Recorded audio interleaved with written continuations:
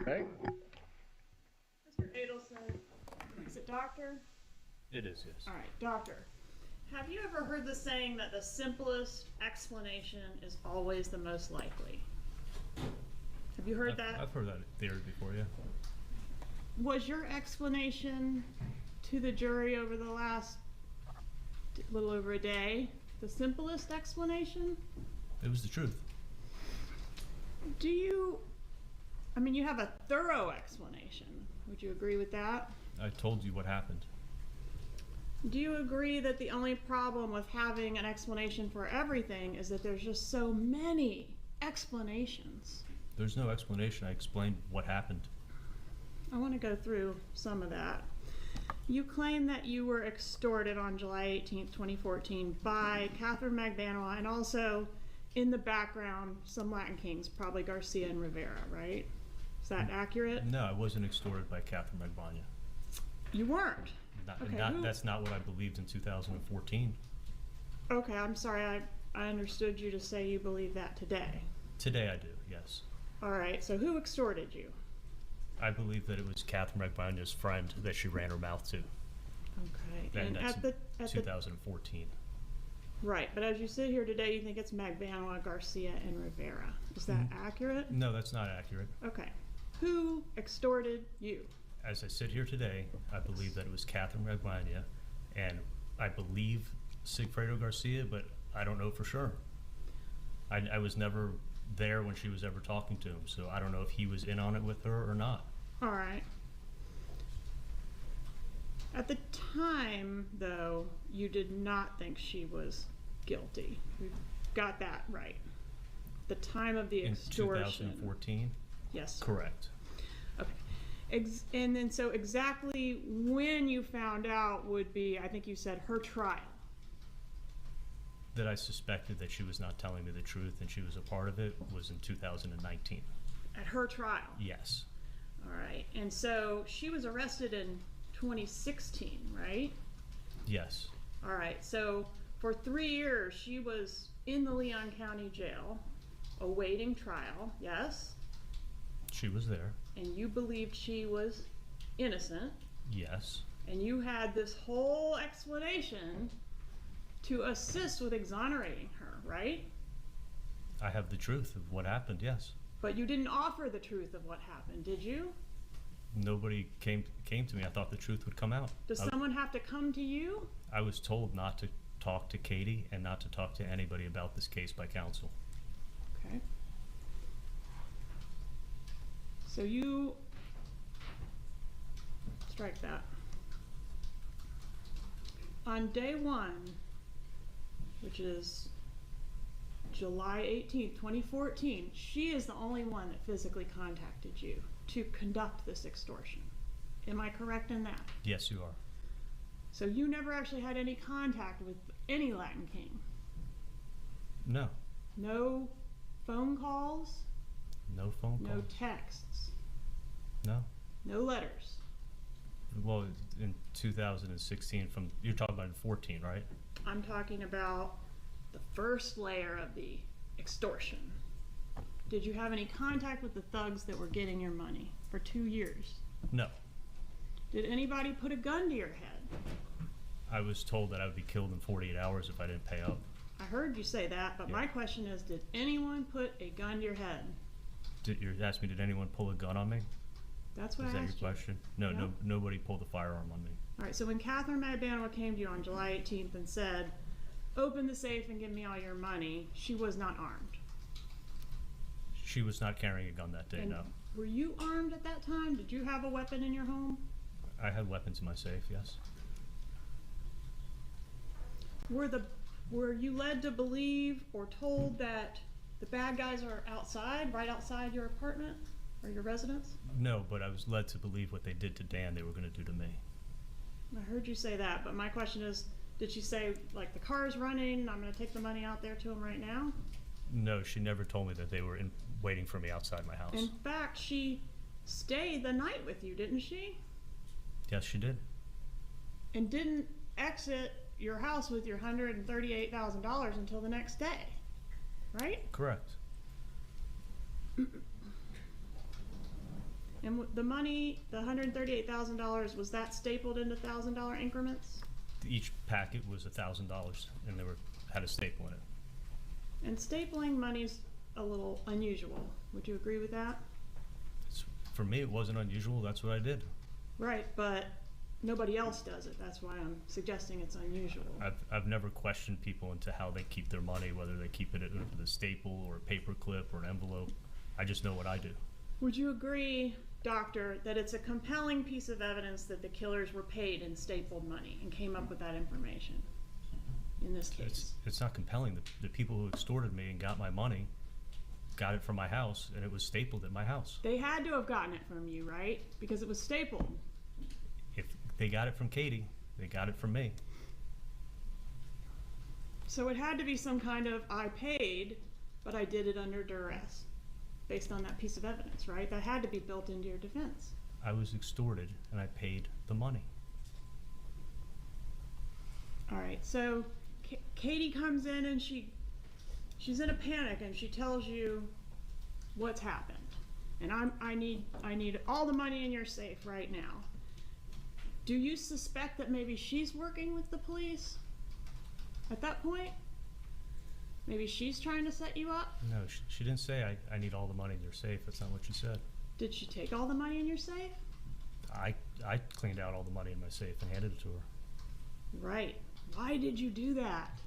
Because I was being extorted for $250,000. But why didn't you? The bump was only $5,000, and you immediately became suspicious and questioning and had all these conversations and deliberations about what to do about it for days. When Katie comes to you, you just open the safe and give her the money, right? That's what I did, and there's a big difference between the two. Okay, well, the way that it was done to you, is that the way it's done? You have to be more specific, please. Well, on the wire, you say repeatedly, that's not the way it's done. You knew that the undercover agent was law enforcement, or at least strongly suspected, because that's not the way it's done. And my question to you is, since you're an expert on extortion, because you've been extorted before and that's how you knew that's not the way it's done, is this the way it's done? Do extortionists send a girlfriend of their victim to collect their extortion money? Is that the way it's done, Doctor? I'm telling you what happened to me, and I was told that if I didn't pay in 48 hours, I would be killed. The person that came and extorted my mom, that was not the same approach as what happened to me. Is that the only way? That's the only way it's done? They send the girlfriend? It's the only time I've ever been extorted like that. Okay. And did you hear any of the negotiate? So they come in and they say, strike. They come in and they say, we need $333,000. You need to pay $333,000. You need to pay $333,000. Why not $1 million? Because when I had told to Katie that the $1 million offer for Dan Markel, I said I was going to pay $333,000. And when she asked me, do you have that much money? And I said, yeah, I could pay it in cash. So she took it as I had cash, and she knew I had a ton of cash in my safe. So she thought I had the cash. I didn't have all that cash. So that's where I'm assuming they got the $333,000 from. But the offer that she bragged about was $1 million offer, isn't that right? That she ran her mouth about. I was never there when she spoke to her friend. Okay, was it $1 million offer? The offer was that $1 million was going to be paid, and I was going to pay $133,000. And weren't you going to cover Wendy's third as well? No, not at all. I was going to cover my third. Didn't your lawyer say in opening statement that you were going to cover the whole thing, or Wendy's third? No, I was sitting here. I heard what he said. Charlie was going to pay $333,000. All right. And so the offer was $1 million offer, and that's what you told Katie, along with the fact that you were going to cover the third. I was telling her that I was going to pay $333,000, yeah. And then one day, if my sister was able to, she was going to pay me back.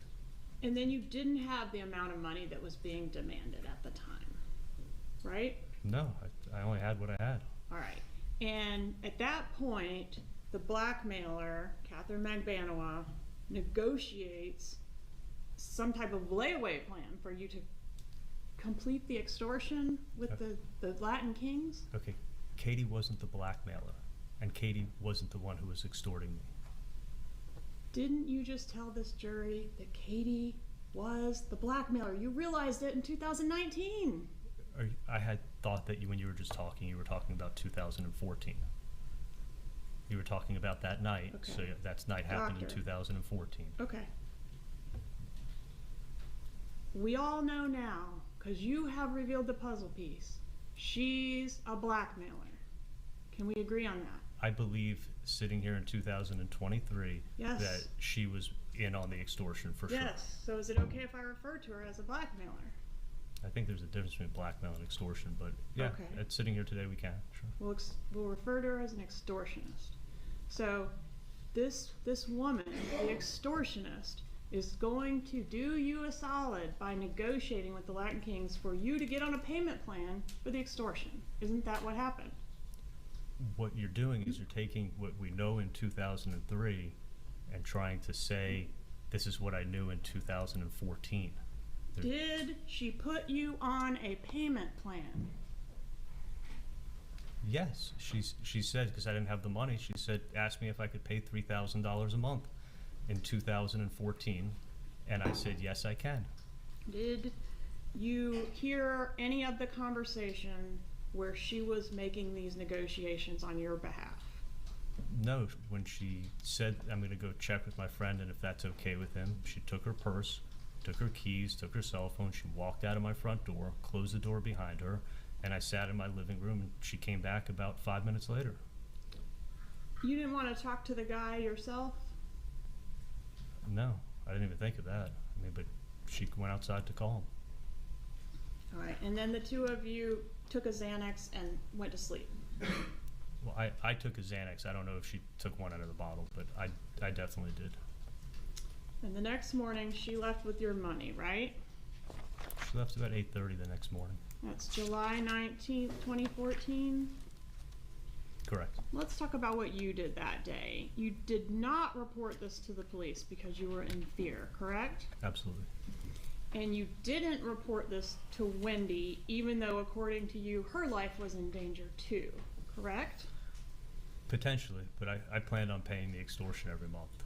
All right, but you did go to the gym that morning, right? Could we show that text, please?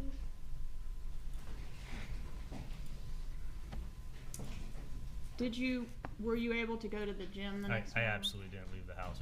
I worked it out at Nova Southeastern Gym, and you can check the gym records. I was never there. Okay. Did you say you were going to the gym? I said I was, yeah. But you didn't actually go? No, I didn't leave the house. All right. So would you agree, Doctor, and we'll refresh your memory with them if we can, that the text messages that were exchanged between yourself and Katherine Magbanua on the morning after this exchange of money were inconsistent with your extortion theory? They were inconsistent with how I was feeling. They don't appear to look like you just gave her $138,000 under duress, do they? She told me the last thing she said to me before she left the house is, can we just pretend like this never even happened?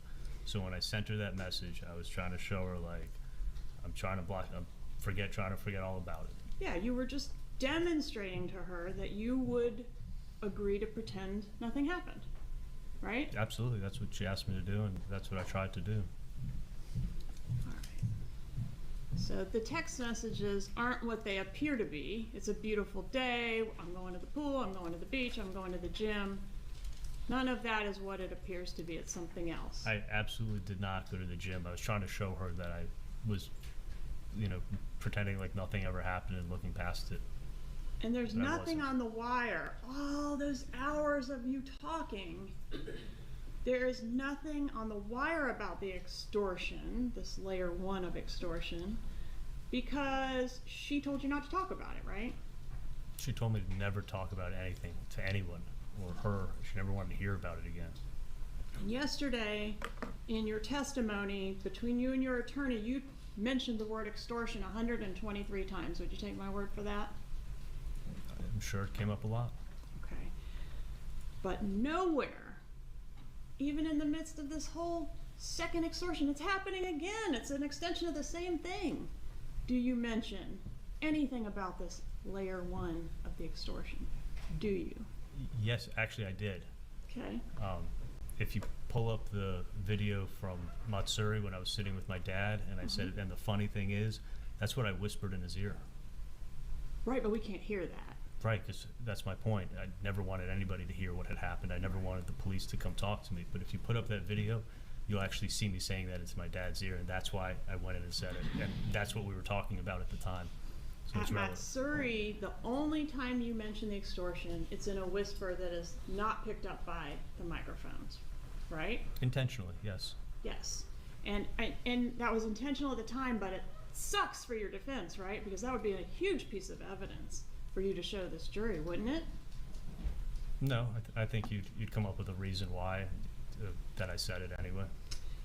And there's nobody to corroborate this testimony? There is. Okay. And the Matsuri, you talked about it again out in the parking lot, right? Wasn't that your testimony? Yes, we spoke in the parking lot. Okay, so you did talk about the extortion. That's You just didn't do it in a way that it was captured on any of the recordings in this case. well, we spoke when we had privacy. Well, you had privacy on the phone, right? When? At least you thought you had privacy on the phone. Every time when you were talking on the phone for No. hundreds of hours on this No, wire. there's always a chance that I was being listened to. Okay. I mean, well, there was a chance you were being listened to when you whispered in Dad's ear, right? But you said it. I mean, you were talking about it. I whispered real quietly into his ear, so I thought I had privacy. At that point, I thought I had privacy.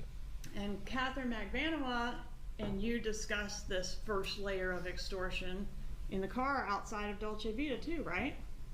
That's when I found out everything that was going on, and she opened up when I But confronted her. if this jury could hear that conversation recorded, we would all be hearing basically what you're telling us, that there was an extortion effort that predated the undercover operation.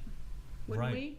Because I was trying to see if Sigfredo was behind the extortion of my mom, because I knew he was behind. I always had a feeling he was behind what happened to me, and she was having this explosive fight with him, and it was going on the same exact time that my mom started getting extorted. So I thought that he was going after my mom. Don't you wish that that conversation in the car had been recorded?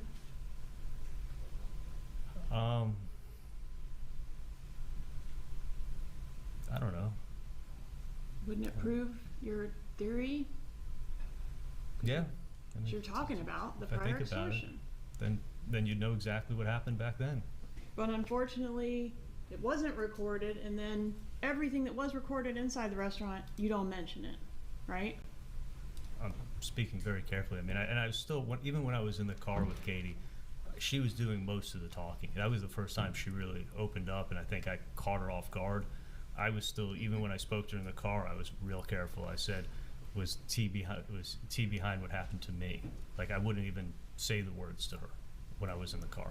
Okay, was T behind what happened to me? Do you say anything anywhere on the wire about referencing what happened to me? Meaning, what happened to me before?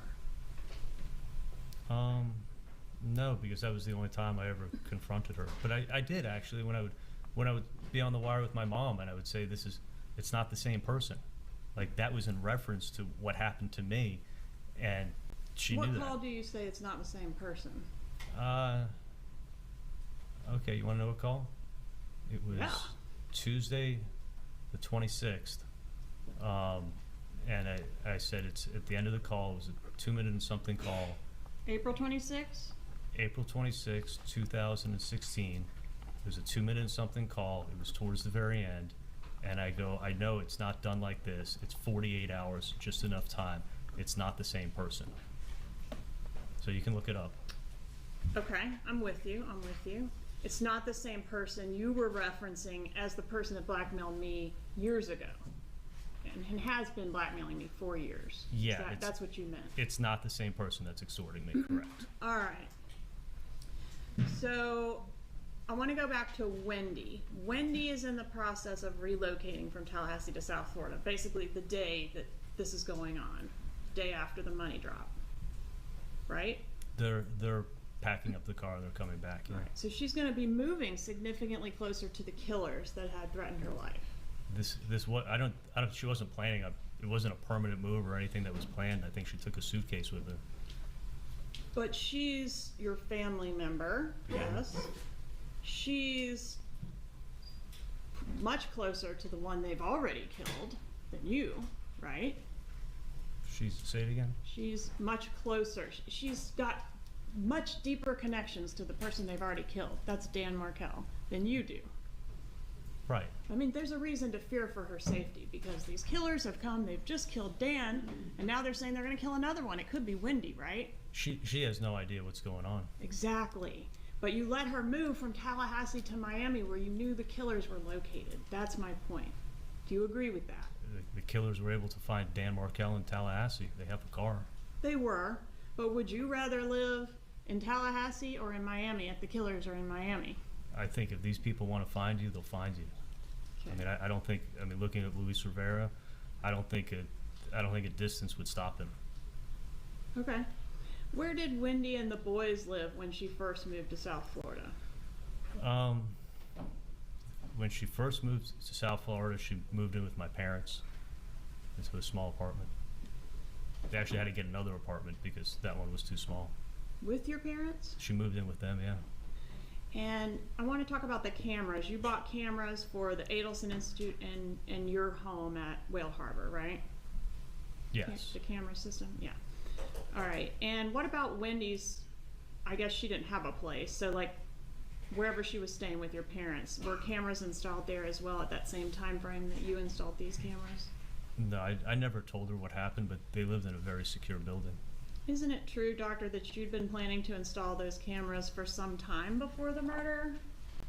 I actually already had cameras at my house that I had installed in 2008.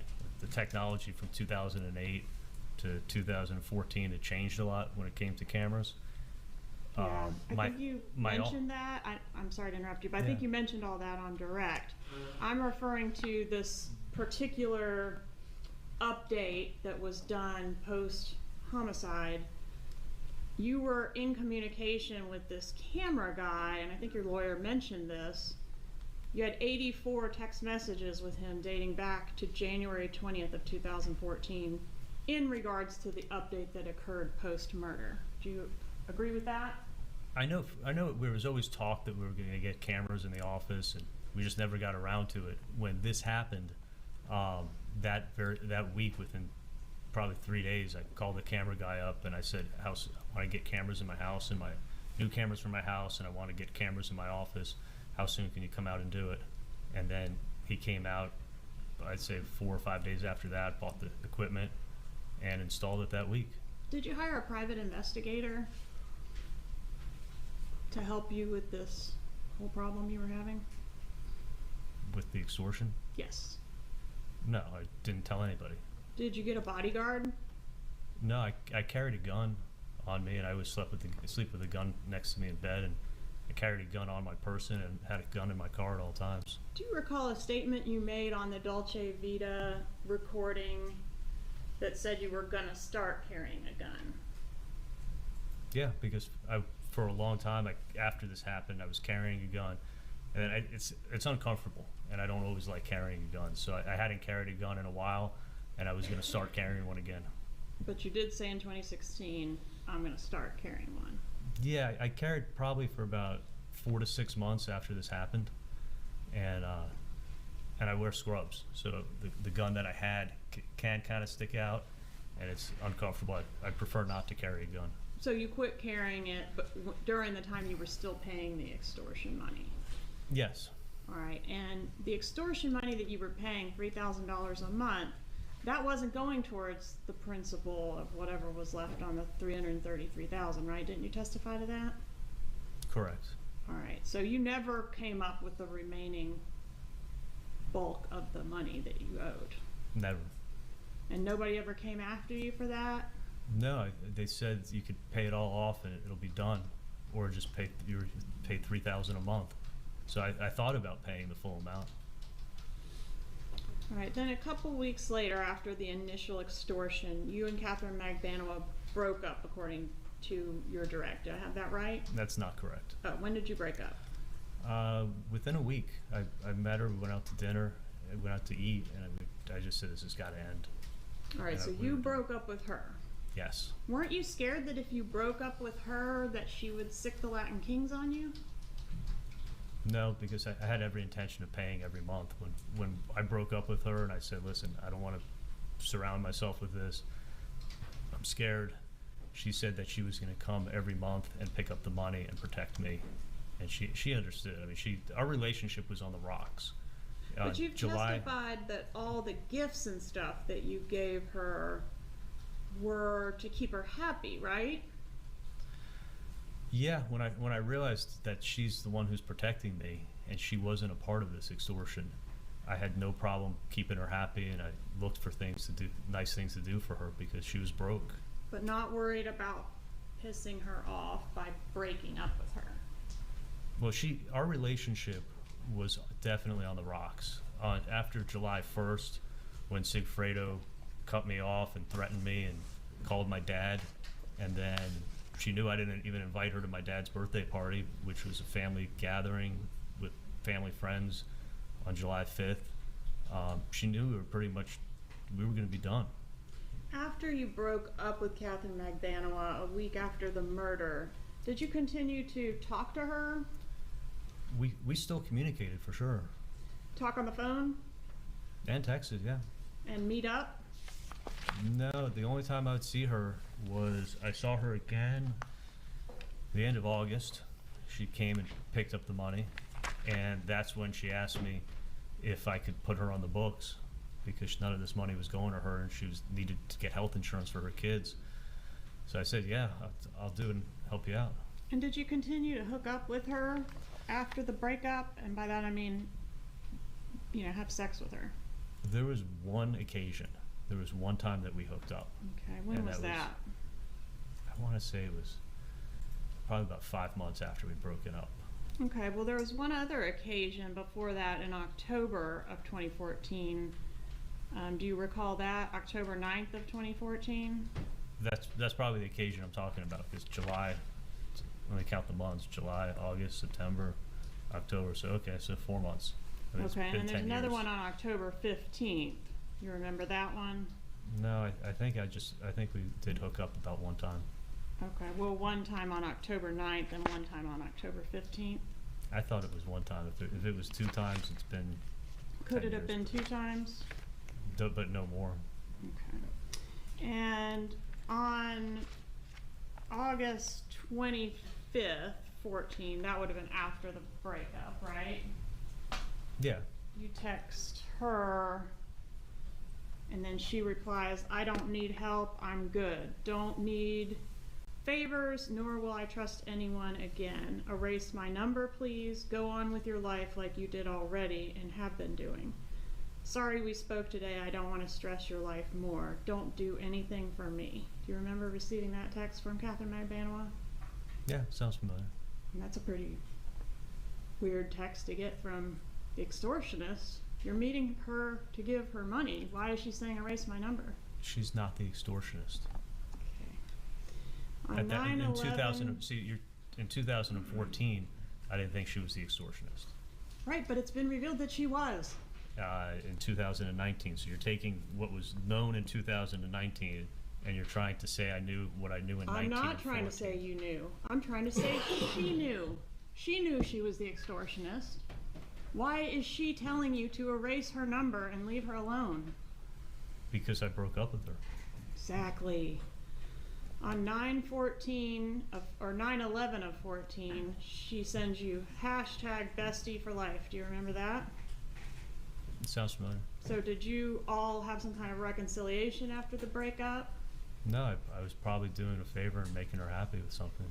On 10/6 of 2014, I love you. It makes me feel good that you care about me. I'm lucky to have you as part of my life. Do you remember sending that to her? Yeah. On 10/9 of 14, I mentioned the sex talk. I won't go into the details of it. Again, 10/15, more sex talk. 10/23 of 14, thank you again for everything you're doing for my mommy. She sends you that. What were you doing for her mother? I don't know. I think I did a consult for her, but I didn't do anything for her mom. 2/24 of 15, you agree that she always knows how to make you smile, and you say I love you to her. Remember that? Yeah, I cared a lot about Katie, and I didn't think that she was a part of this, so I was always trying to keep her happy and make her happy, and I felt like she got caught up, dragged into something that she shouldn't have been dragged into. Okay, maybe, but she dragged you into it as well. I didn't see it like that at all, and our relationship actually got stronger. You know, initially when I got extorted, I had limited contact with her, and I was cold to her. And then over time, I realized that she's the one who's protecting me, and she's not involved with these people because the extortion never went up, and Katie was always broke. She was involved with them because she had a child with the guy, right? I didn't know for sure it was him, but you suspected always that it was him. I always suspected that Sigfredo was behind this. So wouldn't you want to distance yourself from this woman who, I mean, were you ever really that serious about her to begin with? I mean, we spent 7-8 months together. But you were never considering marrying her.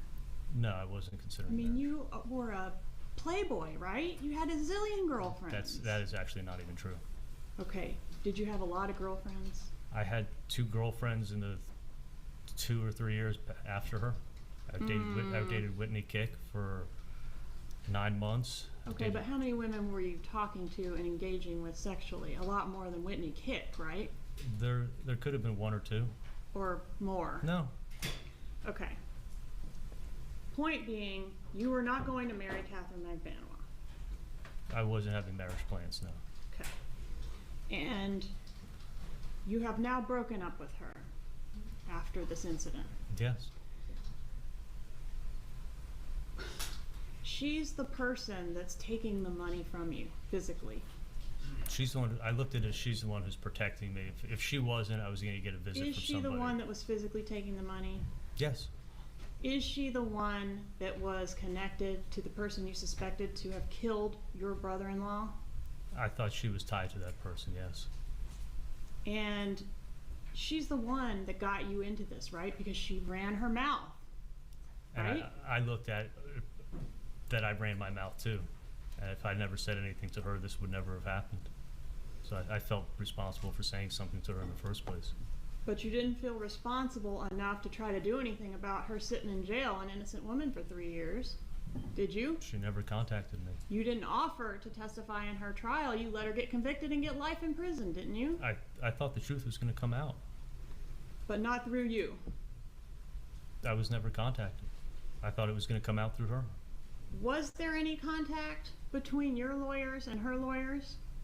You'd have to ask them. You said you didn't have any contact with her. Did you have any contact? Zero contact with her. So your lawyers didn't tell you anything on behalf of her lawyers? Absolutely not. And her lawyers didn't hear anything from your lawyers? I don't know what lawyers talk about, but I can tell you that I never talked to Katie, and I never told my lawyers. You never relayed a message through your lawyers that the Adelson family would not be talking in this case? Absolutely not. And she had nothing to worry about as far as that end was concerned? That's not true at all.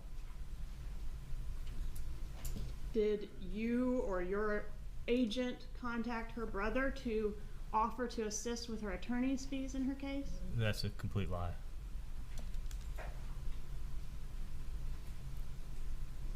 On 10/27 of 15, you say you can't wait to get lunch with her. She's the best, and you are lucky to have her as a friend for life. Did you say that?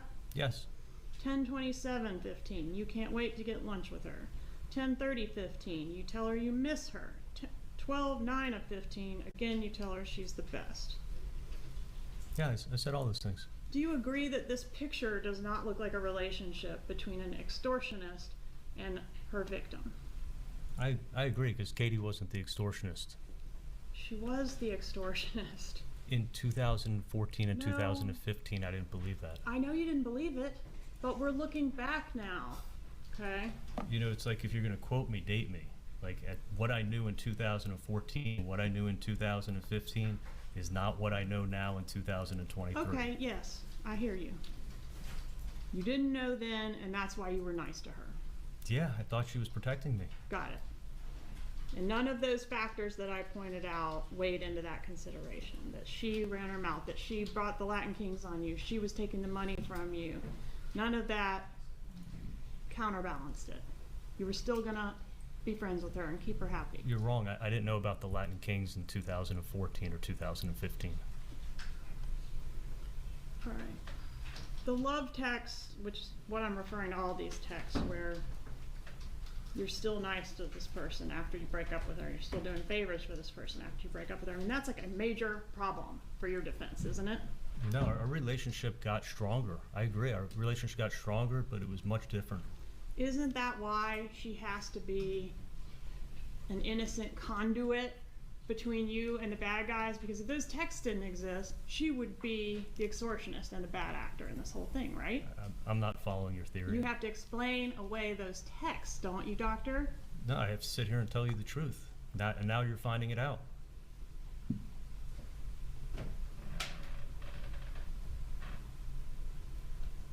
Most people don't send kissy faces to people that are extorting money out of them.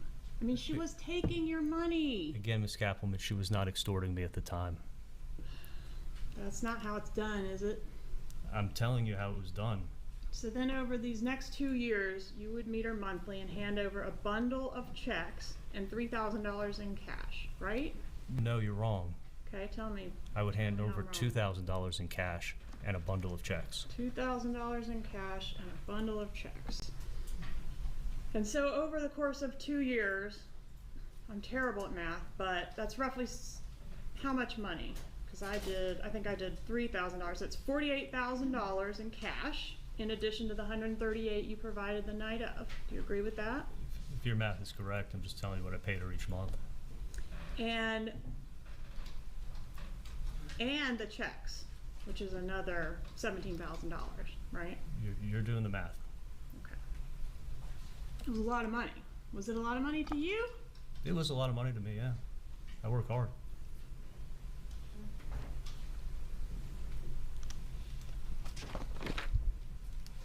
Did the extortionists, whoever they were, ever try to increase the payments or come for more money? The extortion never went up, and Katie was always broke.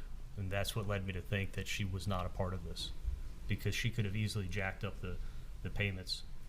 Well, she's sharing $3,000 a month with a bunch of other people, right? At least one other person. I didn't think she was sharing it. Why is she coming to me for $300 for her kid's birthday?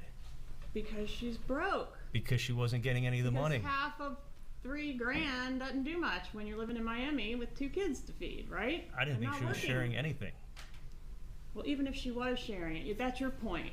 She must not have been taking the money because she was broke. And my point is, she could have been taking half the money and been broke. That's not how I saw it. It's not a lot of money. That's not how I saw it.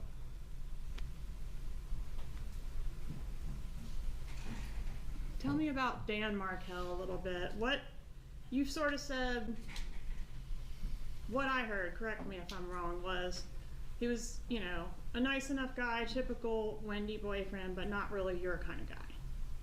Yeah, I think it's an accurate description. All right. Do you agree that he was this brilliant legal mind? I think he was a little on the nerdy, nice guy. Just kind of like the average guy that my sister dated. Not the kind of guy you want to have a beer with, though. We never had a beer together. I mean, not that I wouldn't have had a beer if he wanted to have one. We just didn't have that much in common, but he was always nice to me. Do you appreciate the fact that his death was a terrible loss to his sons? It was horrible. Do you think they were better off without him? Absolutely not. Did you host a celebration dinner after his murder? That's a complete lie. On The Wire, would you agree that the Markel boys were in the background pretty much of every call you had with your mom? I mean, we hear them a lot, right? My sister was working, so my parents would help my sister out, yeah. Yeah, and it was summertime, so they were out of school, I would assume. I don't know if it was every call, but they definitely helped my sister out for sure. All right, and those calls captured Donna pushing them on the swings, that call that tortured all of us a couple times. Remember that one? Yeah, there was a call where she was pushing them on the swing. Taking them to tennis lessons. That Yes. was the same day. I mean, that was the same call that got broken up, and she called me back. But yes, Doing their bedtime routine, helping my sister out for sure. reading stories, brushing teeth, getting haircuts, going to piano, story time and bedtime, all of that kind of stuff. All stuff that parents and grandparents do. You're right. All right. She even said to you on one of the calls regarding the bedtime routine that, quote, we have a whole routine going. Do you remember that? I have a whole routine with my son. I mean, I think it's normal with kids. You have a routine to put them to bed. Right. You All gotta the brush kind your of teeth. things. Can't forget to brush your teeth. Yeah. A little dental humor couldn't hurt, right? What's that? All the things that you know your mom wouldn't have been able to do as readily if the kids were living in Tallahassee. Agree with that? I mean, when they come up to visit them, they'd be doing the same thing. Sure, when they came up to visit, but now they're doing it every day, right? Almost every day. Not every day, but when my sister needed them, she helped them out. And these are all things, these little routine things that Dan Markel will never be able to do with his sons. Do you agree with that? Absolutely. Does your mom have a favorite child? She says she doesn't have favorites, but I don't think she likes my older brother. Okay. But is Wendy the favorite? I'd like to think it's a tie between me Okay. and her. Does your mom worry more about Wendy than you? Let's I don't know. do before this case. No, I don't. I mean, I don't. I think maybe in different parts of my life, she's probably more concerned about me. Different parts of my sister's life, she may be more concerned about her. Is it true that your mom has a tendency to worry herself sick if there's something going on with one of you kids? No, I mean, she's a concerned mom, but I think she's a normal mom. Was she pretty worried about Wendy's marital problems? No, She wasn't. I think she'd get upset when my sister would tell her things that Danny was doing and going to work, and bad-mouthing her. But I think any parent would get upset. But also she would meticulously go through all the filings and send long emails detailing her thoughts about every filing in this divorce. No, I don't think that's the case at all. Okay. Did she hate Dan Markel? I think she liked him in the beginning, for sure. And I think when he was being a jerk to my sister, I don't think anyone particularly liked him when he was being a jerk. What about around the time that he was killed? Did your mother hate Dan Markel? No, I think it had kind of like tapered off. I think she only disliked him when he was being mean to my sister. Other than that, nobody had a problem He with was him. being mean to your sister during these divorce proceedings and subsequent litigation, right? I think it was on and off. I think it was sporadic. And when your mom's worried about Wendy, does she come to you for solutions or to talk things out? No, I don't think worried is the right word to describe it. Does she ever make Wendy's problems your problems? No. Like convincing you to get Wendy to pull the plug on the house on Halloween 2013? Didn't she convince you to sort of take up that cause? No, that was actually me. I thought I shared my thoughts on home ownership for my sister. That was all me. Didn't you say that if she had bought that house, that would have been the second worst decision of Wendy's life? I thought it was going to be a stupid decision to buy that house. And what was the first worst decision of Wendy's life? Oh, I thought looking at hindsight 2020, I think when she'd agreed when she married Dan. And did you convince her to take a particular job as well? Remember that call? Yeah, she got an offer from a law firm, and she was debating whether or not she should take it. She didn't know if it was exactly what she wanted to do, and I was like, hey, you don't know what you don't like doing until you've done it. Seems like a great opportunity. Like, why not do it? Learn the job skill. It's a skill you don't. And she's like, well, I don't have that skill. And I'm like, well, it's a good opportunity to learn it, and you may like it. And if you don't like it, then try something else. But I was trying to encourage her to take what sounded like a great opportunity. And Mom shared your thoughts, and I'm referring to Donna Adelson, shared your thoughts about this opportunity being a good one for Wendy, right? I probably heard about the job from my mom, but I definitely heard about it from my sister because I'm talking to my sister about it. Yeah, I mean, the job was not what she had any experience in, right? It was a whole nother field of law. Then that was my point. It was like, well, why not take it if they're offering it to you and you can learn something new? It sounds like a great opportunity. Do you and Donna know what's best for Wendy better than she knows herself? No, but not at all. Were you a spy when it came to Wendy? Did you get information from from Wendy and relay it to Donna? At times, because I was dating Bree, and Bree worked for Dave, so I would hear stuff about Dave from Bree, so I kind of had an inside. I got inside information. In what capacity did Bree work for Dave? Dave was his. After she graduated from college, she was working as a nanny for Dave. All right. And how old was Bree during the time you were dating her? Was she significantly younger than you? She was 24, and I was 39. Is Bree the mother of your child? She is the mother of my child, yeah. All right, so back to Wendy and Donna. So Wendy, was she tight-lipped with Donna about her private life? I don't think she shared everything. But she would tell things to you that she wouldn't tell to Donna. I can't say that for sure. Can you play clip 1, please? Publishing call EEE. I'm sorry, what number? EEE. 3 E's.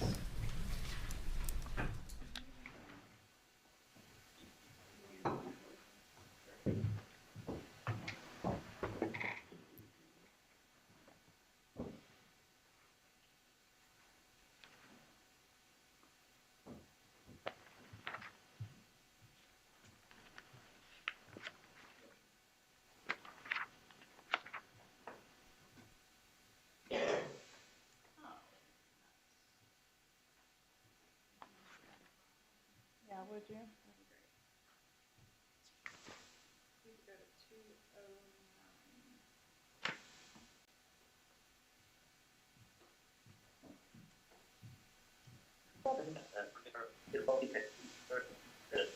Which where are you going? On this way, just stop off at there and fast. Anyway, so I just put the date no. How did you? So I just called him an old fart. And everybody knew that she's a few months older than me. But so I asked him for his birthday. Turns out Wendy's making him a little party in Fleetwood. Oh, really? Yeah, Wendy goes like very tight-lipped. You're not kidding. So what you need to do is, she's obviously tight-lipped for a reason. It's because she doesn't want you to know anything. Anything. So my point is, if she doesn't want you to know anything, then don't ask anything. I don't Just know. be happy, Yeah. and then I can find everything out and just tell you. I know. It's great. So I was like, so what are you doing for your birthday? It's like, well, Wendy's making me like a little birthday dinner, a little get-together party. I'm like, that's awesome. He's like, yeah, she's doing it. He's like, I don't know anything. All I know is Wendy's putting it together for me, and she's doing it in Woodwood. Aw. So I'm like, oh, that sounds awesome. All I knew is that she was going straight from work to the hotel where everybody is meeting for this Miami Fellows thing that she got. And that she was going to stay there tonight because it starts early, first thing tomorrow morning. All right. I guess in between, she managed to do something else. Which makes me happy. I'm really glad. Oh, yeah. I couldn't imagine. Oh, Yeah, yeah, he sounded good. yeah. Yeah.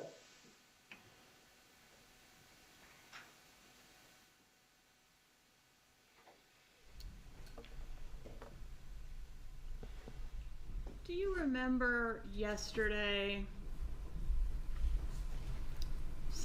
you were telling a story about Katie coming in from having had some kind of altercation with Garcia, and she had reported that the necklace had been pulled off her neck. Do you remember that? Yes, I do. All right. And when you were relaying that story to the jury, you used a specific term describing what Garcia had done to her. Do you remember what that term was?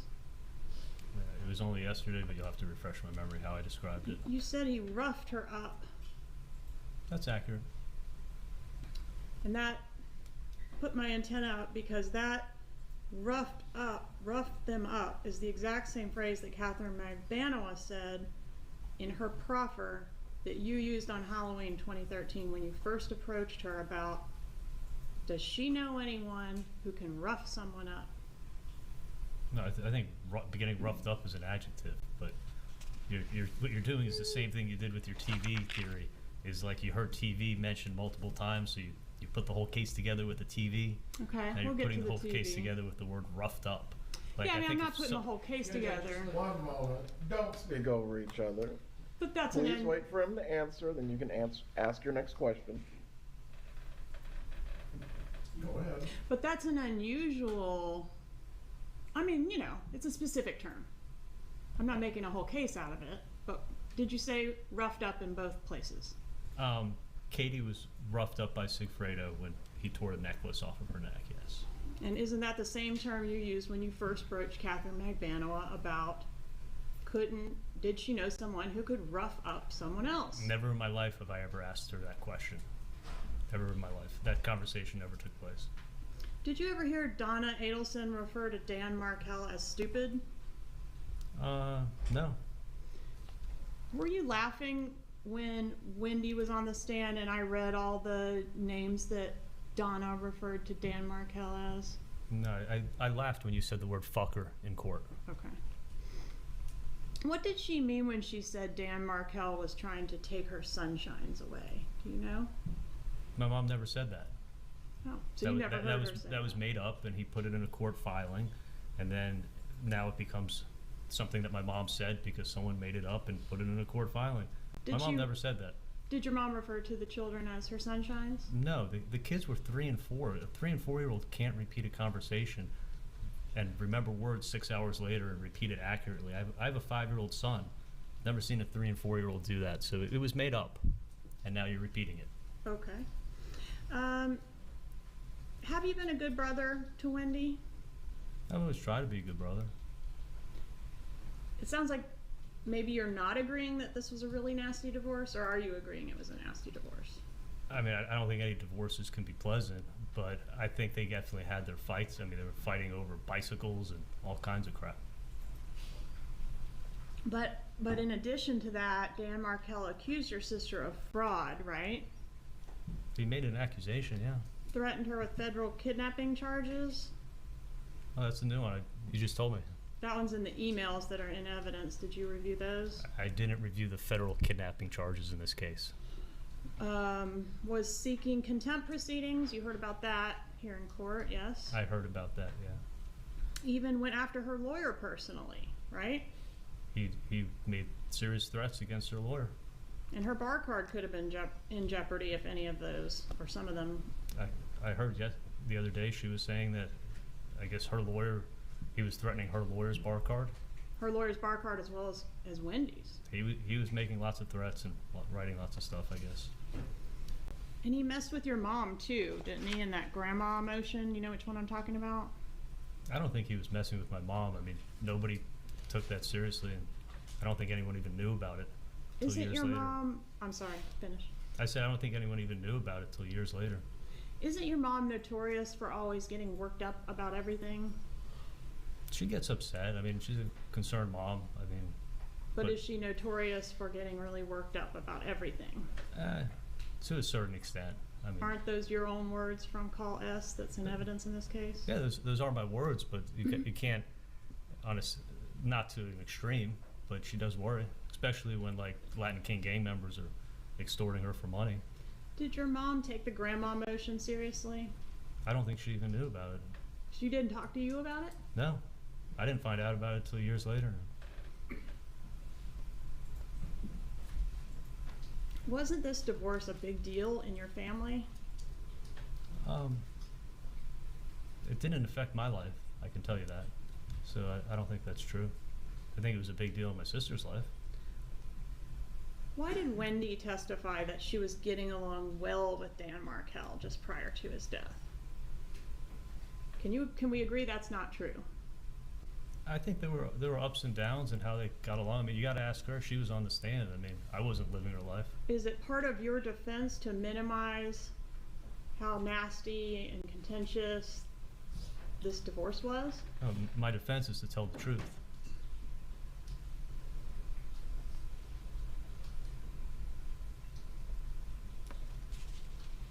Did you have any input on the decision to change the boys' names from Markel to Adelson? Absolutely not. Do you and Donna have to protect Wendy? No. Does Wendy appreciate everything you and Donna do for her? You got to ask her. I mean, she's my sister. I love her. I try to give her my best advice I can. And if I care about her, and I give her my advice, whether she takes it or not, is up to her. She's a grown woman. Let me ask it another way. Do you feel, or isn't it true that you don't feel that Wendy appreciates everything you and Donna do for her? My sister had no idea what I've been through in the last God knows how many years, and what I wake up worrying, am I going to get killed? Am I going to get arrested? And she knows none of it. She's just going around her life, and I had somewhat of an innate anger towards her. Mm-hmm. You know, probably unjust because she didn't know what happened. But yeah, I was upset. And weren't you saying on the wire that she doesn't appreciate what you and Donna have done for her?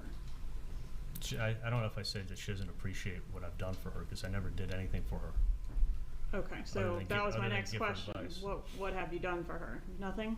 Other than give her advice and care about her, be a big brother that loves her. Like, Would you say Wendy's a little bit spoiled?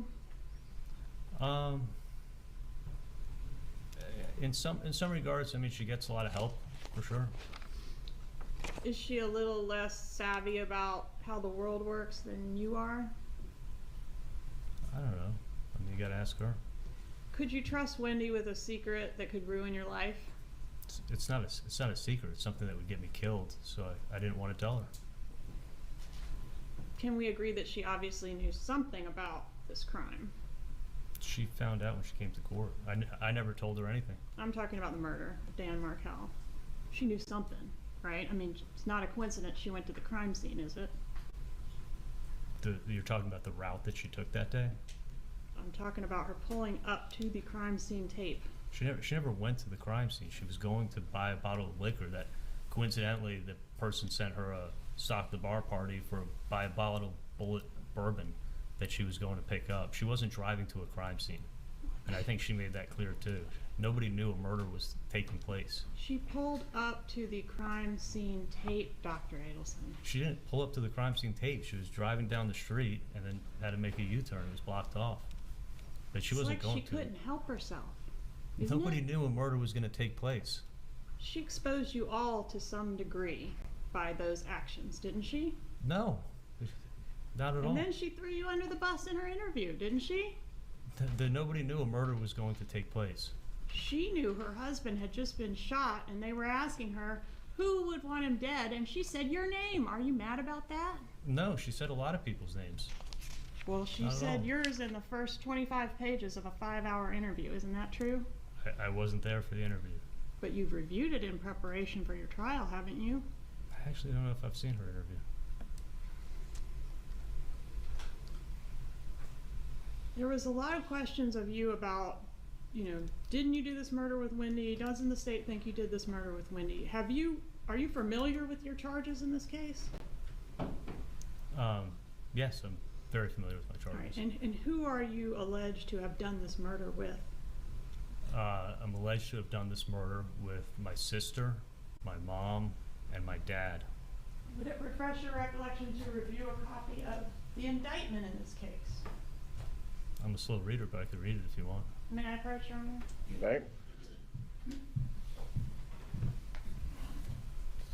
And this is the official charging document in your case, Dr. Adelson. What does it say in reference to who you are alleged to have committed the murder with? This is, what day is this? 2022. Oh, they think I did a murder with Katie. Katherine Magbanua. Yes. Anybody else? Give me a minute, I'll read.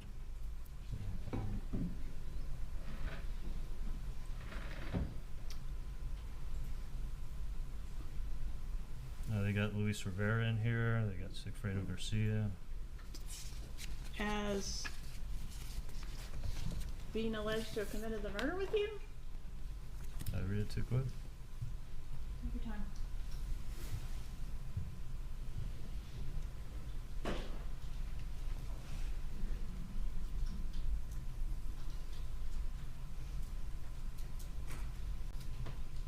Should just be at the very top of each charge. On or about July 18th, 2014, did unlawfully. Okay. Yeah, Katie. Katherine Okay.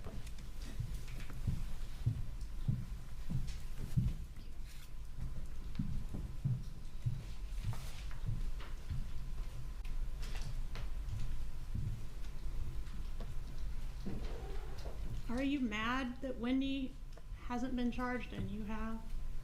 No, I'm mad that I got charged for a crime that I didn't commit. Do you have any innate anger with Wendy over that fact? No, not at all. Are you pissed that she told all that stuff to Jeff Lacoste? I don't think she said that to Jeff, but I wasn't there. How did Lacoste know about the celebration dinner? That we went out to dinner, she got sick, so she may have told someone that she threw up. And then what, he just added the part about you referring to it as a celebration? I never referred to it as a celebration dinner. I picked my sister up. I said, where do you want to go to eat? She said she wanted pizza or sushi. I said, I know a great sushi place. We went there. We didn't have reservations. We ended up sitting at the bar for an hour waiting for our table. She had 2 drinks and got sick. She vomited on the dinner table. Or at the dinner table. Yeah, she got her to the bathroom. But yeah, she doesn't drink alcohol. So those 2 drinks, and I think on an empty stomach, I think she got really sick. But there was no celebration dinner. It was the first time that she actually really left the house since she got back from Tallahassee. She was devastated. Did you say something to her about the murder of Dan Markel right before she vomited? Absolutely not. Do you remember what you said right before she vomited? She was I think she said, I don't feel well. And I say, oh no. And then she threw up. Before that? No, I think I said, oh no. And then she threw up. Before she announced that she was going to be ill. Right. Do you remember what the conversation was? Just how's the food? How's your I mean, we were probably about halfway through dinner. If you look at the timetable, we weren't there long.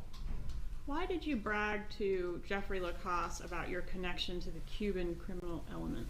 Never said that to Jeff Lacoste. So he's making that up? If he said it, I never said it to Well, him. you were in here when he said it, weren't you? I heard him say it, yeah. But I never said that to him.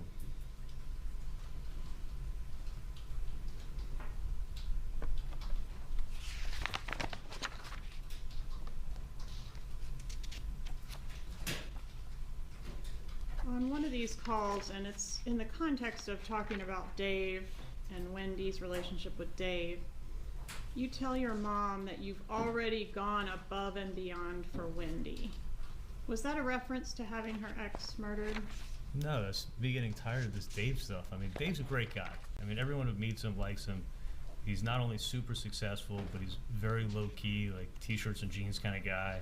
And he loved my sister's kids. I mean, if you listen to The Wire, the point I was making is not how successful he is. The point I was making is that my nephews farted on him, and he thought it was funny and didn't bother him. And he also has 3 young kids, the same ages as my sister's 2 young kids.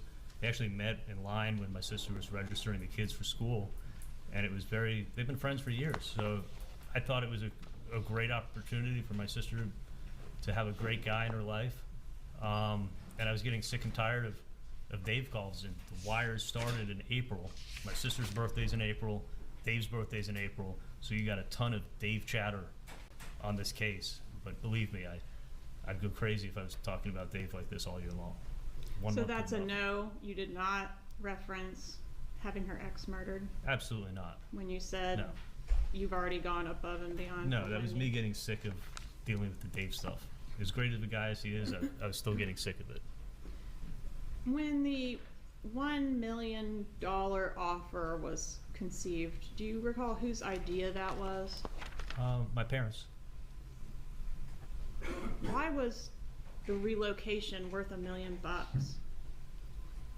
Well, it was actually I was gonna pay a third, so I only looked at it as that way.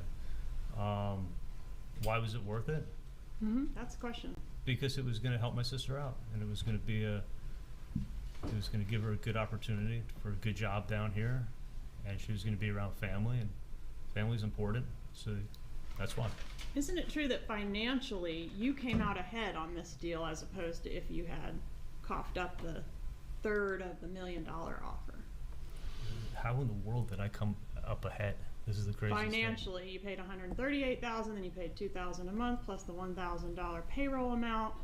You're still about over $100,000 ahead financially than if you had coughed up the $333K.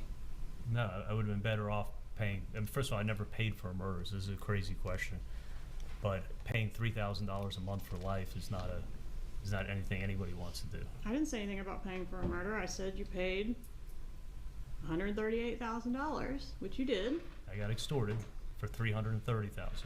and then you paid. But you didn't pay the $330,000.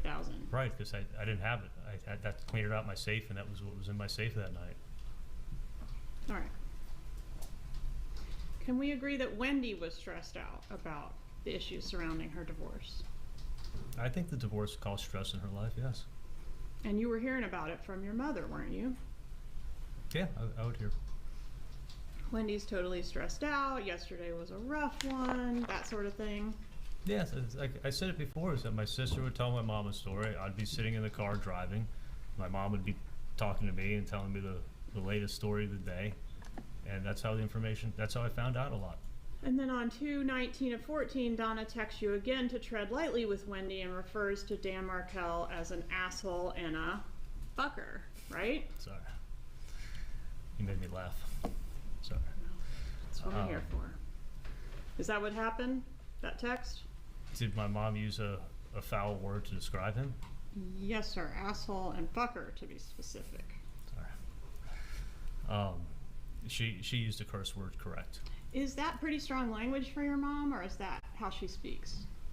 I mean, it is pretty strong language, but I think I've been called a lot worse, but I mean, listen, if my mom used a curse word, she used a curse word. You just use curse words too. So. Was Wendy less stressed?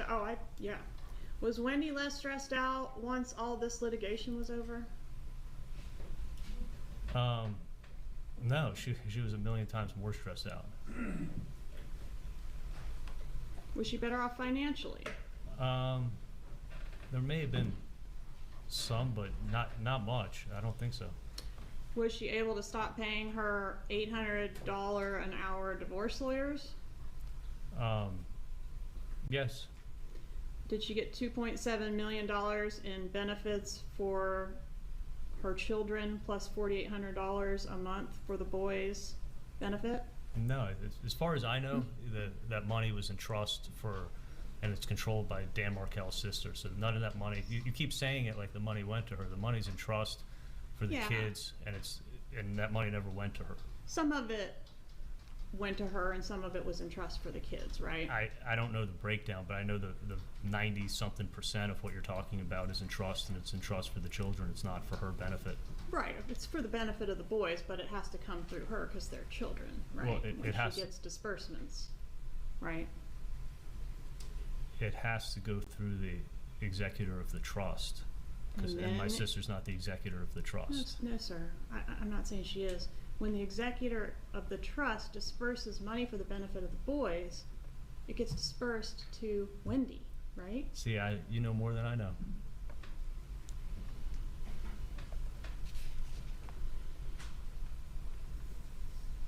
Did you have trouble sleeping after the murder? After I was extorted, for sure. Did Katie text you on 12/19 of 15? Sorry, we have problems sleeping and shit. We do have a lot of weight on our shoulders.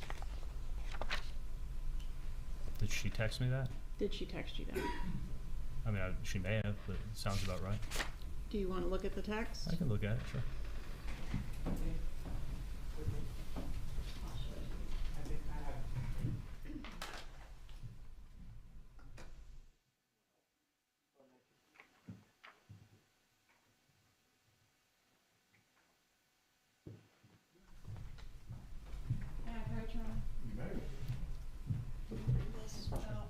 Which one? Glasses.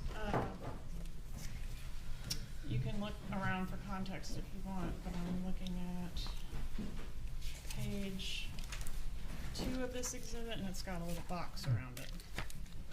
Thanks.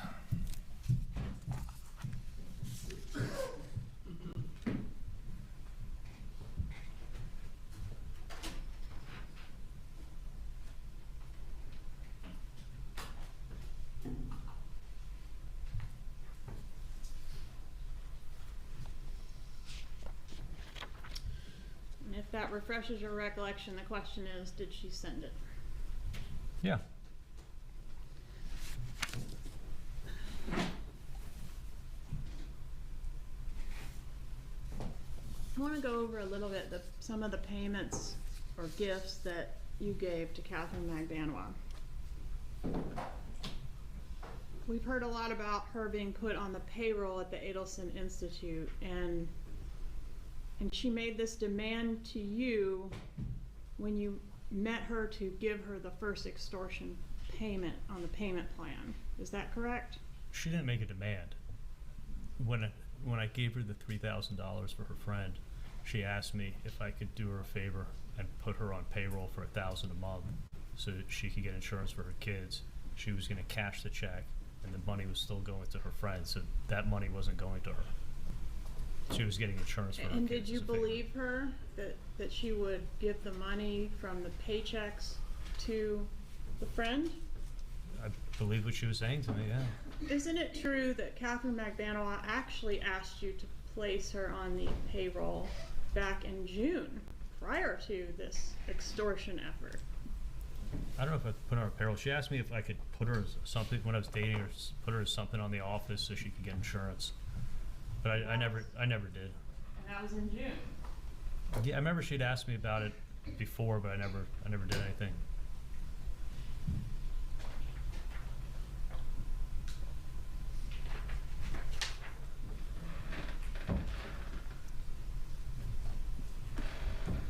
In June 24th of 2014, she says, "Baby, I'm going to need help on the employment info. I have to send to DCF for my kids' insurance. Also, if I have to end up moving later on, I need to show I'm working for you, or else I won't be able to get an apartment." To which you respond, "No problem." Remember that? Yeah, but I wasn't thinking she was asking about payroll. I think she was asking just to say that she worked there, so that we'd sign a letter saying that she was employed. But that doesn't say anything about writing checks to her. And that request was made in between the two trips that the killers made. That Correct. request, well, she asked me if I could do that for her while I was dating her, and I never even did it. And did she ask if you could do that in between the two trips that the killers made? I didn't know when they went up, but I found out later that they went up in June. All right, so that email would have been sent, or I'm sorry, it's a text. That text would have been sent prior to what you're calling is the first layer of the extortion. That text was sent to me while I was dating her, but I never. Prior to the first layer of extortion? The text was sent in June. Prior to the first layer of extortion? Before I was extorted, yeah. Before I broke up with her.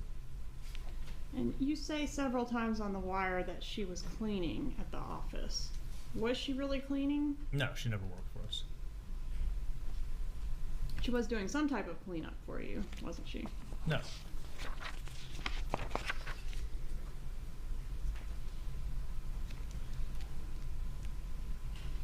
What's the purpose of keeping Katie happy?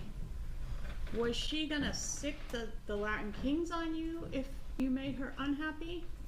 She was protecting me. I didn't know what would happen, and she was keeping my mind like when the extortion never went up, and I just assumed, I thought that she wasn't part of it, and she was protecting me. Usually extortion goes up. It always gets ratcheted up from what I've heard. What's the fear of not keeping her happy is what I'm trying to understand. Well, I could get killed, or the people who were extorting me could come rob me. And I didn't get killed. I didn't get robbed.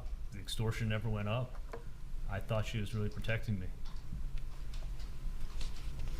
If that's the case, why not just, I mean, you're complying with everything they've asked you to do, right? I'm doing everything that was asked to do, and yeah. So why reach out and say, hey, can I get you a trip to Key West to go with that extortion money? I never said, can I get you a trip to Key West? You didn't say you were trying to get them the owner's cottage. Maybe it's not in Key West. Trying to get them the owner's cottage because it's the nicest, $380 a night. The postcard inn. Do you recall all those conversations? Oh yeah, for sure. And she'd actually asked me weeks before the bump because I had this connection at a place called the Moorings that I could get like a really great price at a really affordable price for how nice the place is. And I said I was going to make some calls and help her out and get it. And then I ended up giving her $300 for the, when she picked up that bag at my house, I put $300 in it and I got her a hotel room. Is that a yes? You remember that conversation? Yeah, I did. And she didn't want the trip. In the text messages, she's saying, like, no thanks, and you're kind of forcing it down her throat. Do you agree with that? Yeah, because actually, it's funny, at that time, in The Wire, I was trying to see if Katie and him were together or they weren't together. So that's why I kept asking, how, you know, or how are things? Are you guys okay? You know, because if they were fighting, it was making me think more and more that the reason she was avoiding me was because she found out that he was the one who was doing the second extortion again. So I was trying to figure out if it was him and if she was lying to me. And she, in this case, she says, I don't want to do anything, and you say, you know what, F that, you're going there. You're going to have a good time. For sure, I was trying to do nice things for her. And then did you pay for a trip or offer to pay for a trip to Santo Domingo for Katherine Magbanua and Sigfredo Garcia to visit his parents? I didn't know who she was going with, but I paid for, you're talking about airline tickets? Yes. She called me up. She had an emergency. Something happened. She booked tickets for the wrong date. I had no idea who in the family she was going with, and she had no money. And I remember I was in Chicago. I was at a friend's wedding, and I took out my credit card and I gave her the credit card number and let her book tickets. I thought she was going with her kids. So is that a yes? You paid for Oh, the yeah, trip no, to I remember Santo that well. Domingo. So For go sure. quicker if we could just I'm sorry. answer the question. What's the objection? Argumentative. Overruled. Did you offer to buy Katherine Magbanua and her mom a cruise? Yes, Katie had mentioned to me that she always wanted to be able to take her mom on a cruise.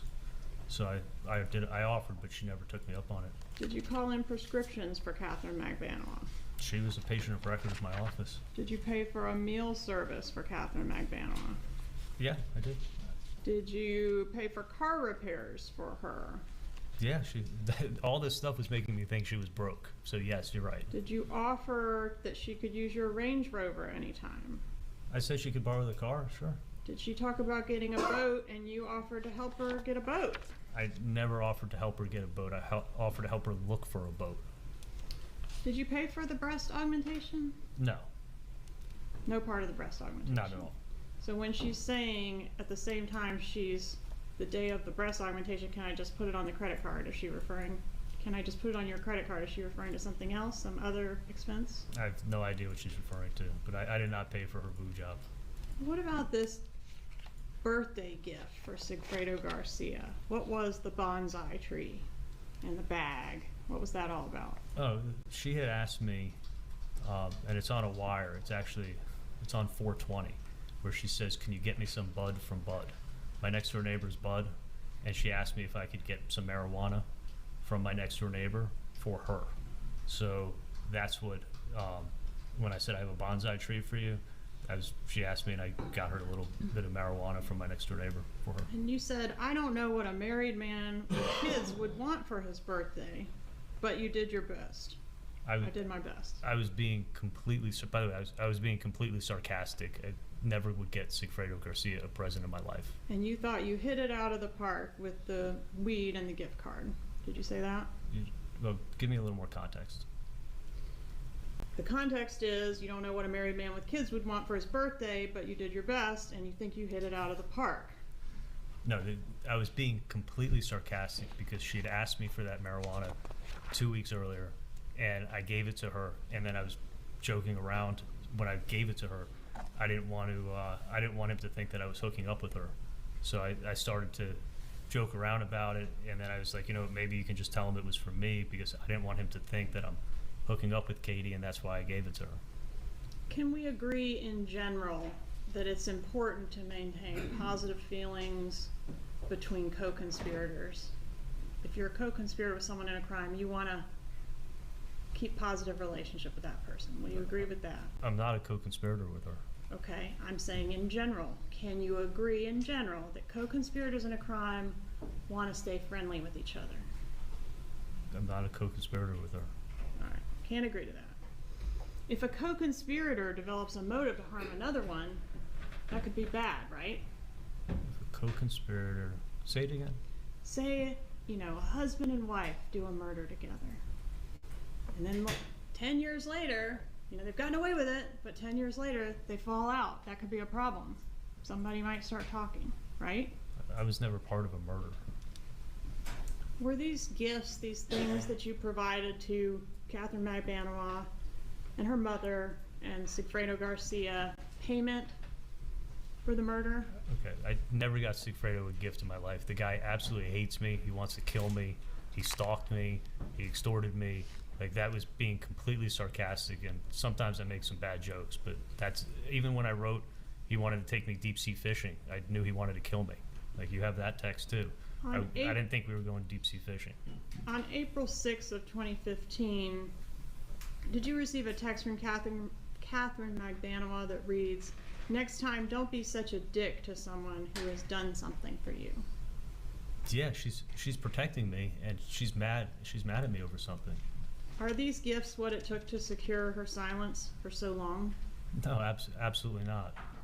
I was never trying to get her silence. I was hoping she'd tell the truth. Was your dad's birthday in between the two trips that the killers took? Yeah, my dad's birthday is July 5th. And what birthday was that for him? It was his 70th birthday party. All right, so there's been a lot of talk about the texting between you and your mom about the birthday, and she texts you on March 4th of 2014 and says she can't talk now, but she'll call when she goes to the bathroom in Gainesville and has privacy. She tells you to erase that text after you read it. Why did she have you erase that text?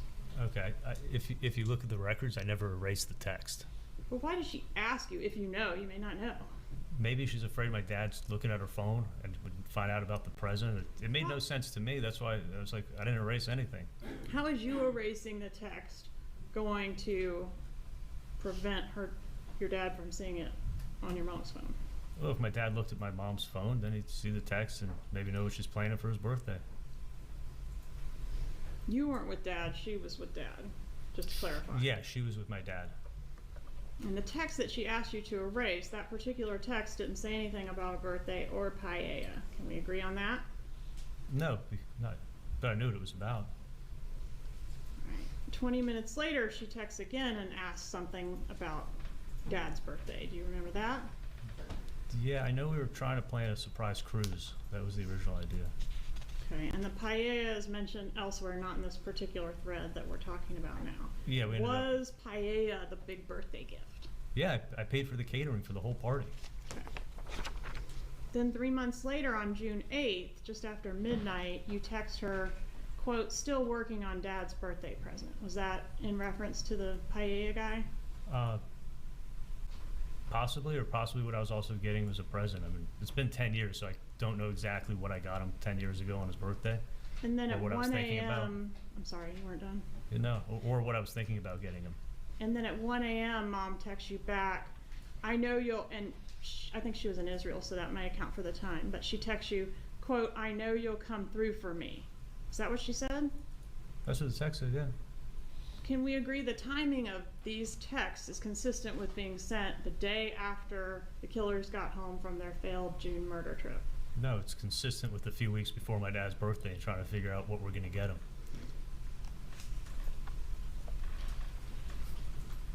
Why didn't you go to Dan's funeral?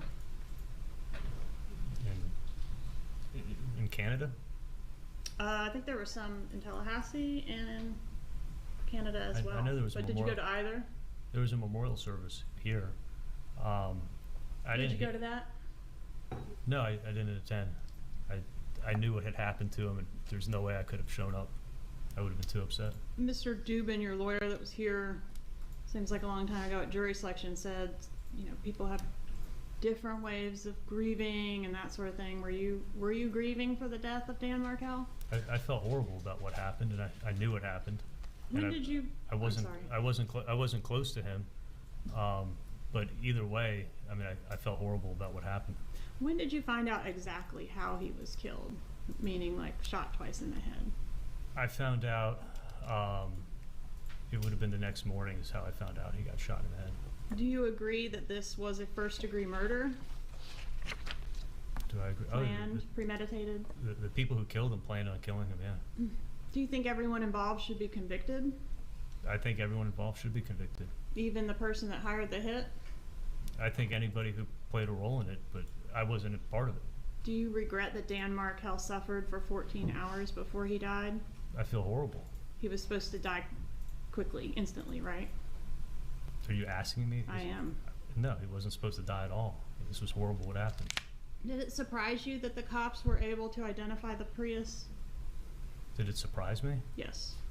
I'm not a cop. I don't know how cops investigate. Did it surprise you to learn that it's not a requirement of law to put the person at the scene of the crime to be guilty of a crime? Listen, I'm not a police detective. Was the police work in this case thorough? I'm sure the police did the best they could.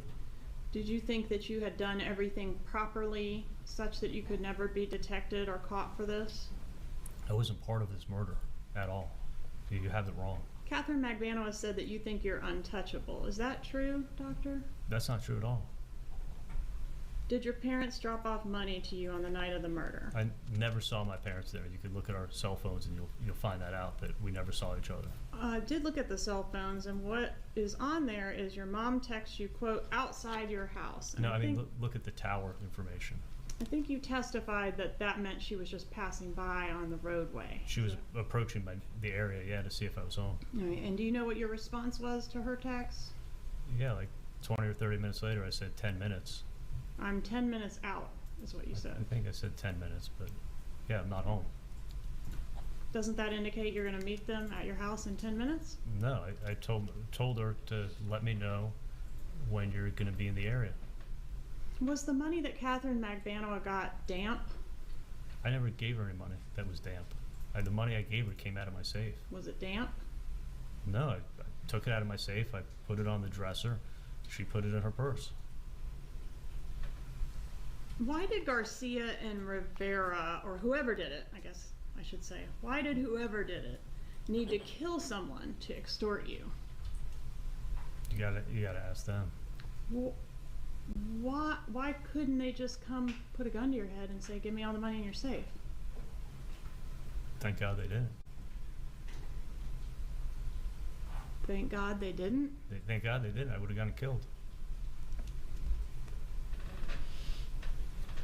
If Garcia hated you, why would he drive to Tallahassee twice to kill someone you hated? It sounds like he was part of the extortion, or Katie put him up to it. Doesn't blackmail or extortion usually involve the extortionist having some kind of dirt on the victim? I know how this was done to me. I know what. I'm just telling you what happened to me. I'm not an expert in it. If they had come in and threatened to kill you, would you have given them the money in your safe? If someone came and put a gun to my head, and yeah, I would have opened up my safe and I would have given them the money. I still don't get how killing Dan Markel advances the ball for them to extort money out of you. Do you? Yeah, I have a theory. They could extort me for life, and I don't think they knew exactly how much I had in the safe. She knew I had a lot of money in the safe. But this way I could get extorted for life, and that's what happened. And I was stuck paying $3,000 a month. But you could have gotten extorted for life just by the threat of death by Latin King, couldn't you, Doctor? I mean, this was as real of a threat as you get. I mean, these guys aren't messing around. All right, you didn't report this after Garcia was arrested, did you? Did not report this after Garcia's arrest? No, not at all. Okay, you did keep paying Katherine Magbanua after Garcia's arrest? No, I never saw her again. Did not report this after Magbanua's arrest, correct? Correct. Did not testify in either of their trials, correct? Was never contacted to, but yes. You were okay with the possibility of them getting away with killing Dan Markel. I thought the truth was going to come out in 2019. How, if the witness who knows something doesn't come forward? Katie knows what happens and knows I was extorted, and her trial was in 19, and I was expecting the truth to come out then. And instead, I found out that she was having this affair with him on me, and she lied, and all this money was going to her. So if her defense had been, I was an innocent conduit to an extortion, You would have backed her up on that? If Come she and would have come in and testified? told the truth, and you, yeah, for sure, you would have heard the same story. Where is your family located now? You don't have to be specific, but is your mom and dad, are they still in South Florida? They still live in South Florida. Okay, what about Wendy and the boys? My parents live about 35 minutes from my sister, and I used to live about 45 minutes from them. And are they okay, as far as you know, physically, today, as we sit here? Yes. And are you concerned that because you've told now on the Latin Kings that they're gonna come kill your whole family? I mean, I just told you that I knew that, was told then that Luis Rivera, the head of the Latin Kings, killed Dan Markel. So, I mean, I do have some concern when I get out. Right, but for them even coming after, me. sorry, go ahead. That's okay. I said I do have some concern with Latin Kings now that I spoke and told what I know. But what about, I mean, Rivera was already in custody at one point, as well as Garcia and Magbanua. My understanding is your continued fear was due to other Latin Kings, potentially. Is that accurate? These are highly connected people. Luis Rivera, the head of the Latin Kings, in custody means absolutely nothing. If you think he can't send somebody from the outside, you're wrong. All right. So my question to you is, did that happen? Because you told yesterday, Was I killed yesterday when I was in jail? No. and nobody in your family has been killed so far. You're talking about in the last 24 hours? Right. Not that I know. Okay. But you're worried about that.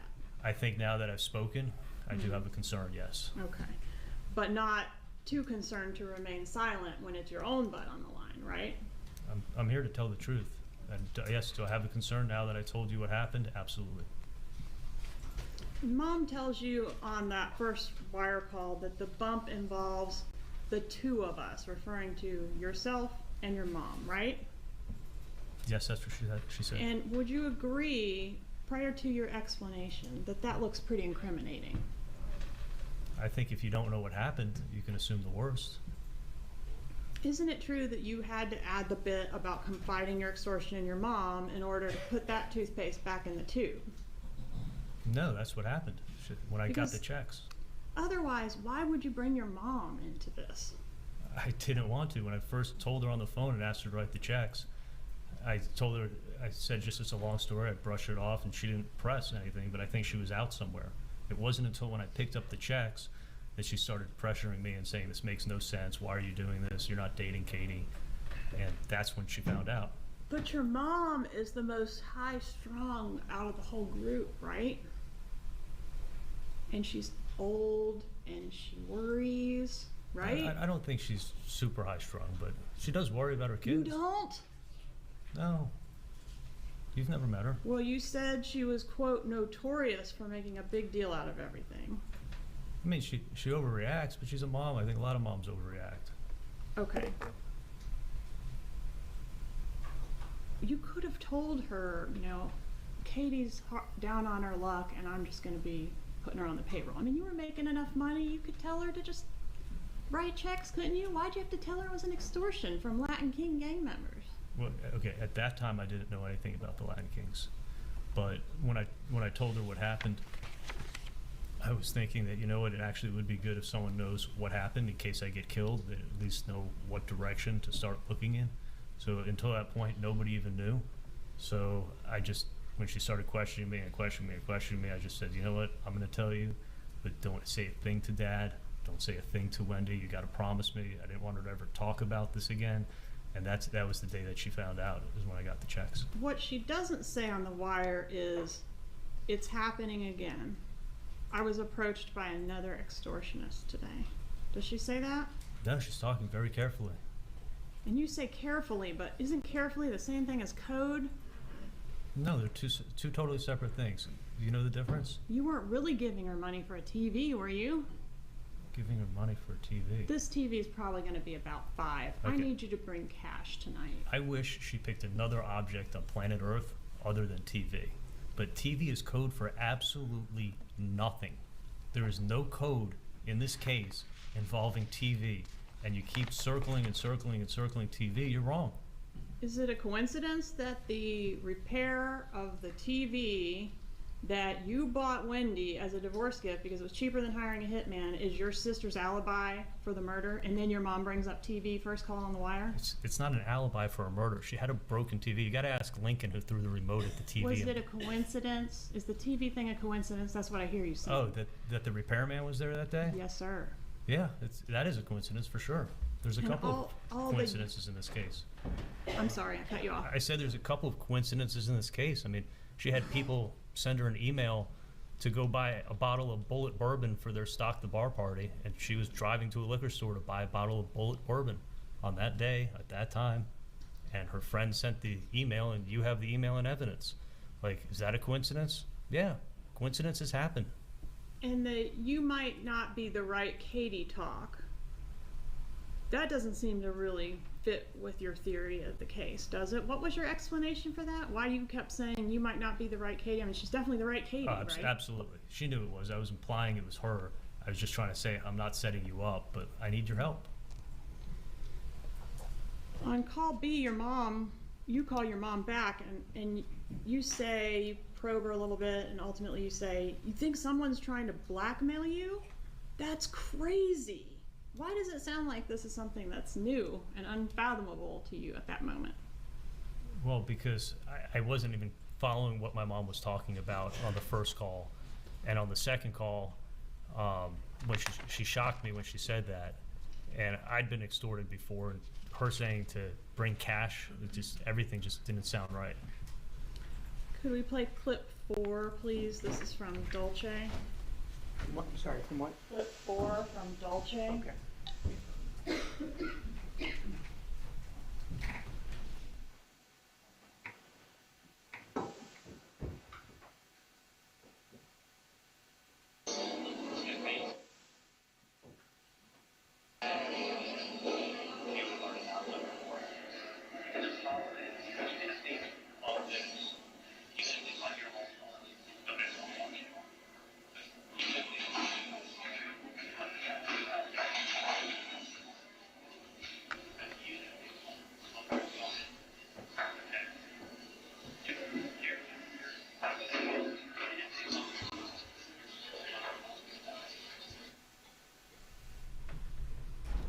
Even if they had any evidence, the first words out of your mouth on this clip, even if they had any evidence.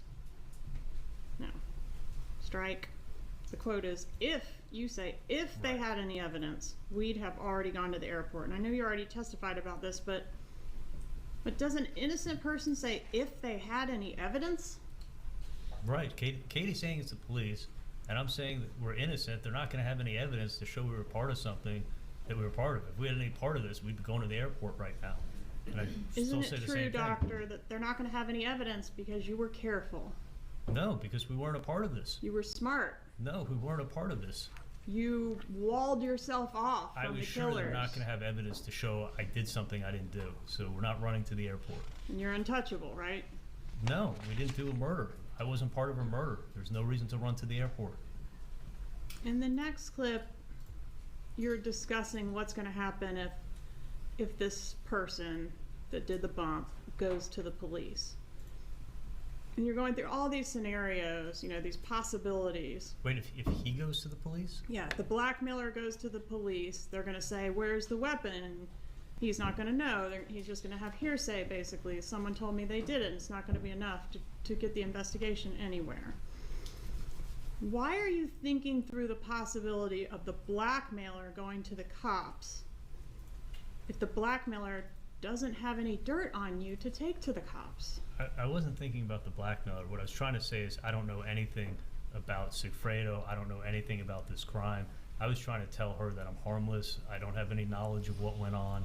Like, the last thing I wanted is that now that she's saying it's the police, is someone to come and kill me and think I'm some kind of loose end. So that's why I'm saying that. But that's not what you're saying. You're saying if this is a person that Luis Rivera ran his mouth to, and they go to the police, it's going to be worth 0.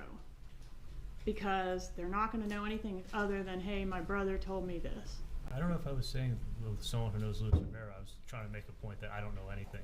And then you suggest what they would have to do is get him to wear a wire and get the person to confess, and that's probably what this could be, an effort to do, right?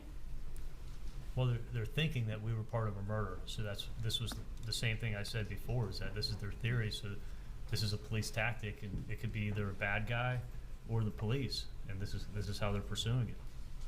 Exactly. So as long as you keep your mouth shut, you can get away with murder, right? No, not at all. Isn't that We what you didn't- we told didn't do a Ryan murder. Fitzpatrick?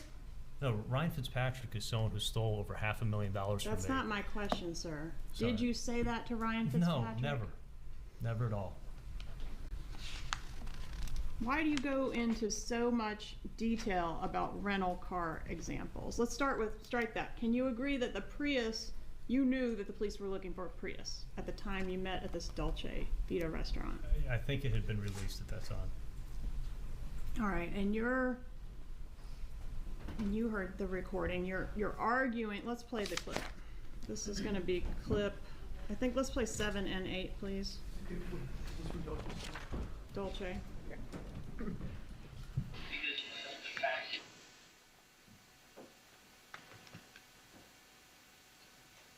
Because the fact is like, even if, let's say, you just got in my car, and then I go ahead and I get in line, and then I go, and you're getting in the car, I go, yeah, Katie was in my car, and she got out, and she did this horrible crime.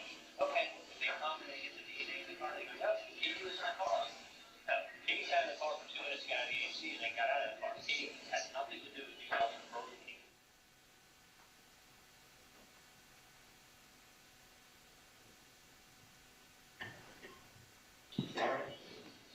Outside of that, there's no evidence.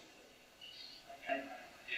You know, if you have a car and you can link this person to renting that car that you drive, okay. But you have to prove that they were also driving that day too, and rented it and lent it to a friend. What if you rented a car and I go, Katie, can I borrow for the weekend? I'll bring it back on Tuesday. You go, yeah, sure. So you rented a car. You've been in that car. I drive into fucking Orlando. I rob McDonald's in Orlando. I come back and I go, here's the keys, Katie. And you go, okay, thanks. Yeah, you rented it, but what if you were fucking out all weekend and you didn't even know I took your car? I did something and I brought it back. Okay? My point is, I don't have any knowledge of what went on. Evidently, this person is either pretending to or does. I don't want someone paying business.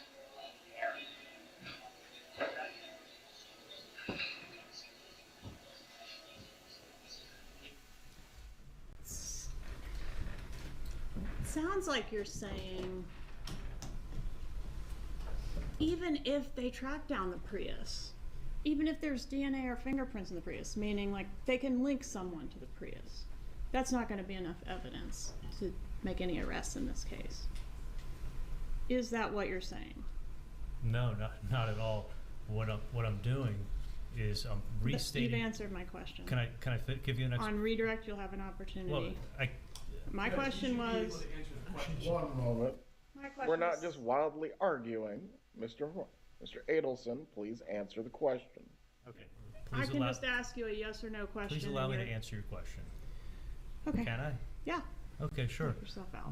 What I was saying to Katie is that the information she had just told me in the car about Sigfredo not being there when the crime was committed, she told me that Sigfredo was high on drugs at the hotel and that Luis had rented a car and that he's the one who killed Dan. And I'm restating to her that I don't have any knowledge of what went on, and that all I know is that Sigfredo wasn't even there when this happened. So that's what I'm restating to her. That Sigfredo can't be caught even if he's connected to the crime, to the car? I know that Sigfredo wasn't the one who killed Dan. Okay. Wouldn't it be good for you, because you know now that Sigfredo is the extortionist, right? She just told you that in the car? Sigfredo, yeah. Okay. And wouldn't it be good for you if the police investigation into the Prius led to the arrest of the killers / extortionists? If they arrested the people that killed Dan, Yeah. I know the extortion would stop. As long as I kept my mouth shut, I'd be safe. Right. So why are you trying to argue to her that, like, the car is not going to lead anywhere? They're not going to be able to do anything with the car. That's not what I'm saying. I'm just saying that I know that Sigfredo wasn't the one who killed him. Did you say on this recording, if they're a bad guy, there's two ways of dealing with it? Go ahead and contact the police. They'll contact him, the blackmailer, and arrange a setup.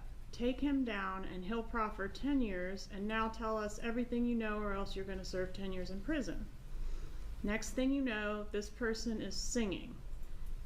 He's calling out your name. My parents are going to have to tell the story of what happened. Singing about what? About the extortion? No, I think you're reading it wrong. I know the audible is bad. What would Are those the words?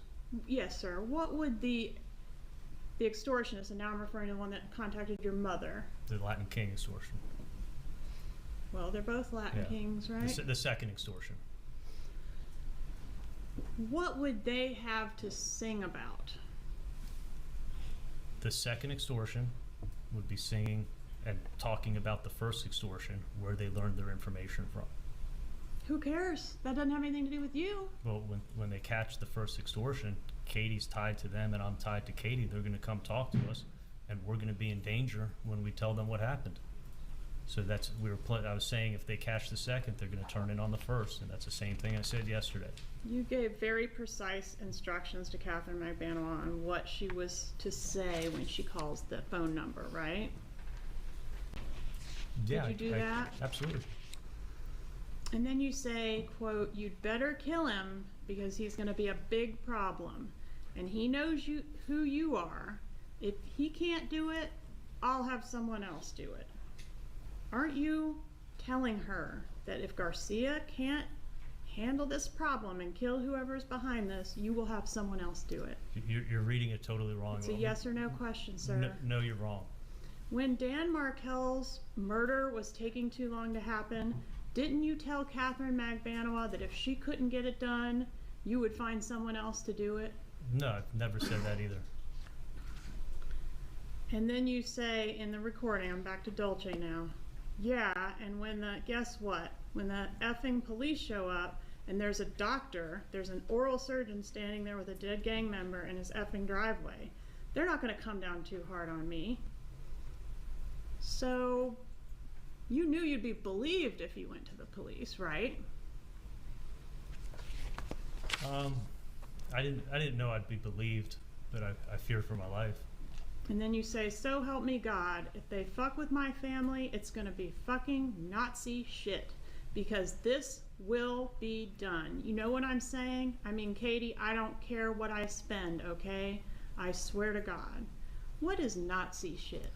That's an expression that Katie would use to describe someone that's going crazy. 'Cause I think the Nazis were absolutely crazy people. So I'm saying I'm going to get somebody to go crazy on the guy that's trying to extort my mom for money.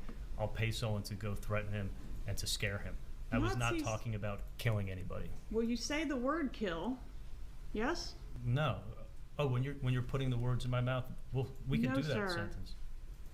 Do you say the word kill? I'm talking about if Sigfredo's coming after you, he's such a dangerous guy, you'd have to kill him to stop him. That's the only thing you could do. Not talking about killing the extorter. I'm talking second extortion. Okay. I'm saying that if Sigfredo's coming after you, the only thing that you could do is you'd have to kill him to stop him. I'm not talking about killing anybody. I'm talking about that's the only way that you could stop Sigfredo from coming after you is you would have to kill him.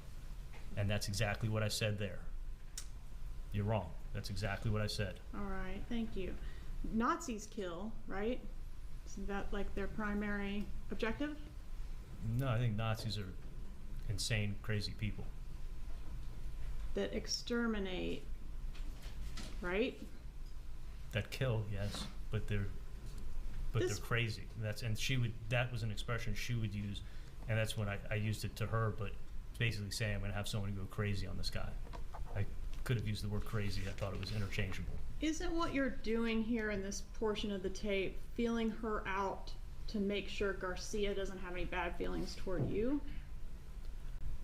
When I said it, yeah, I thought he could have been behind the second extortion. I think I've said that before.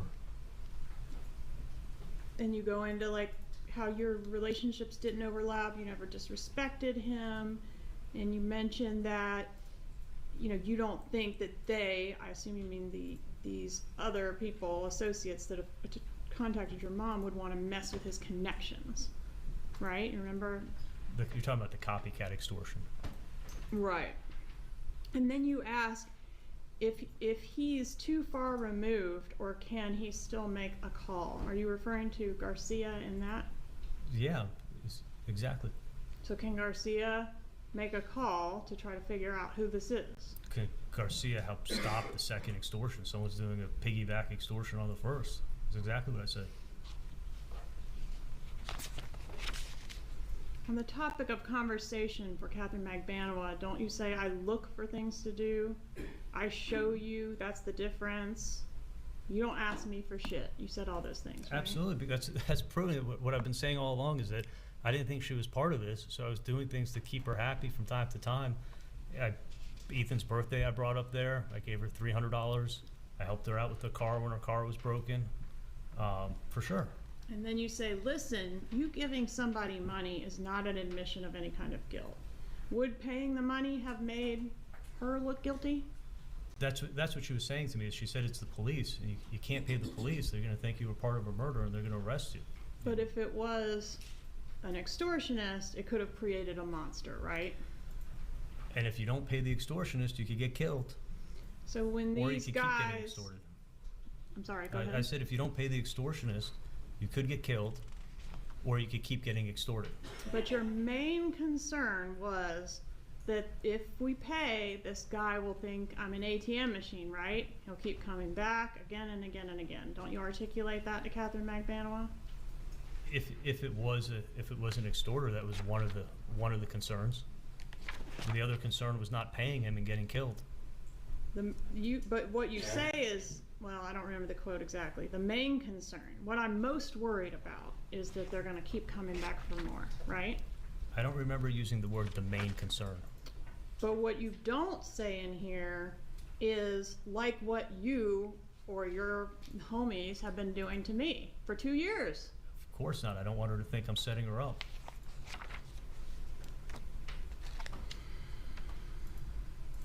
Why are you explaining extortion and how extortion works to Katherine Magbanua? In there? Yeah. Because I know. But she knows too, doesn't she? So I repeat myself. I do that. You also explain it to your mother how extortion works, and has known about it for 2 years too, right? From what I told her, yeah.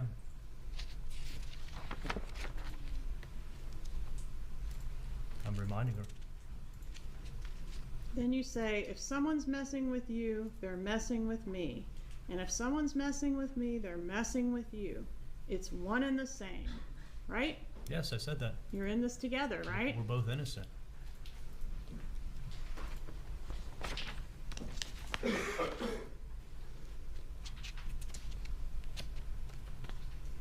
You were very obviously relieved on the wire when you came to the conclusion that this was law enforcement. Would you agree with that? Very relieved, yeah. All right. And at that same time that on the wire you're expressing relief, or I should say, shortly after all the relief expressed on the wire, we've got the arrest of Katherine Magbanua, right? No. No. Okay. Would you agree that it goes relief on the wire, then arrest of Katherine Magbanua? Do you want to give me dates? Because Kathy was arrested 6 months later. Okay. The wire Can was we in agree April, and that she was you were arrested in very October. relieved on the wire, and that 6 months later, Katherine Magbanua was arrested? She was arrested 6 months later, correct? And 6 months later, after you were completely relieved on the wire, you begin to exhibit these extreme behavior changes that we've heard about. And what is your explanation for that? Because I thought I'd be falsely arrested.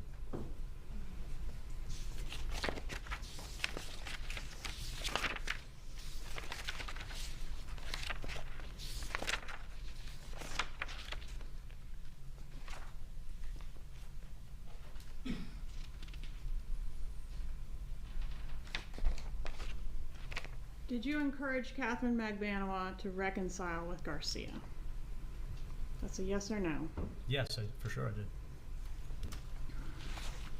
Was that a good decision for her or a good decision for you? Neither. You've heard your lawyer say that you talk a lot. Do you agree with that? Yes, I do. And you talk a lot on the wire, right? Yes, I do.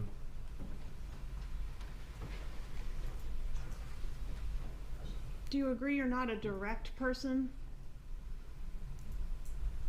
My direct person? There's a lot of circular talking on the wire. I mean, however you want to describe my mannerisms of talking, you're welcome to describe them. I'll do that in closing. What I'm asking is, do you agree that you are like that? I think at times I'm direct, for sure. Do you have a way of saying things without really saying it? No, I think I'm pretty direct with things. Do you think you can talk your way out of this? No, I don't. I'm not part of a murder. Who are they going to believe, right? An oral surgeon or a gangster? That's extorting me in my driveway and coming and threatening me? You're untouchable, right? No, I'm not part of this murder. There was a lot of talk about going to the police on the wire, which I think we've well established did not happen. But you've always gone to the police before, right? I've had other things that I've gone to the police for, yeah. You've gone to the police in reference to something to do with your child's mother? Yes or no? Yes. You've gone to the police when you were threatened to be blackmailed over something with a woman back in 2015? Remember that? No, I didn't go to the police.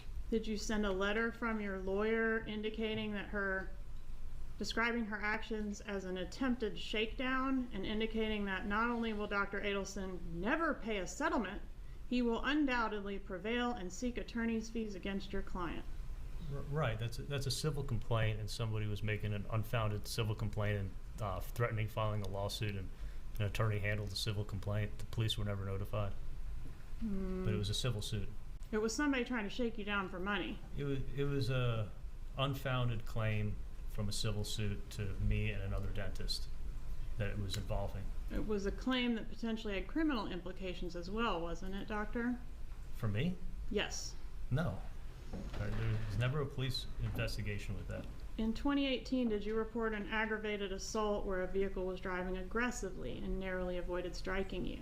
I had a reporter almost kill my 10-week-old puppy dog that I was walking because I was going for a walk in the morning and he was stalking outside my house. In 2018, did you report an aggravated assault where a vehicle was driving aggressively and narrowly avoided striking you?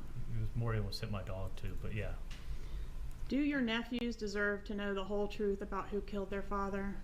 Yeah, now they do. Do Danny's parents deserve to know what happened to their son? Absolutely.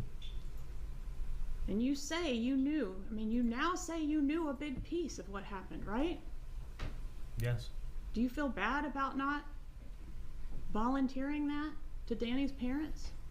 I feel a sense of relief that now I was able to tell everybody what finally happened. Yesterday. Almost 10 years later, right? Yeah. And that's because you didn't just know a big piece of it. You were a big piece of it, weren't you, Doctor? I was extorted and I knew a lot, yeah. One moment, please, Your Honor.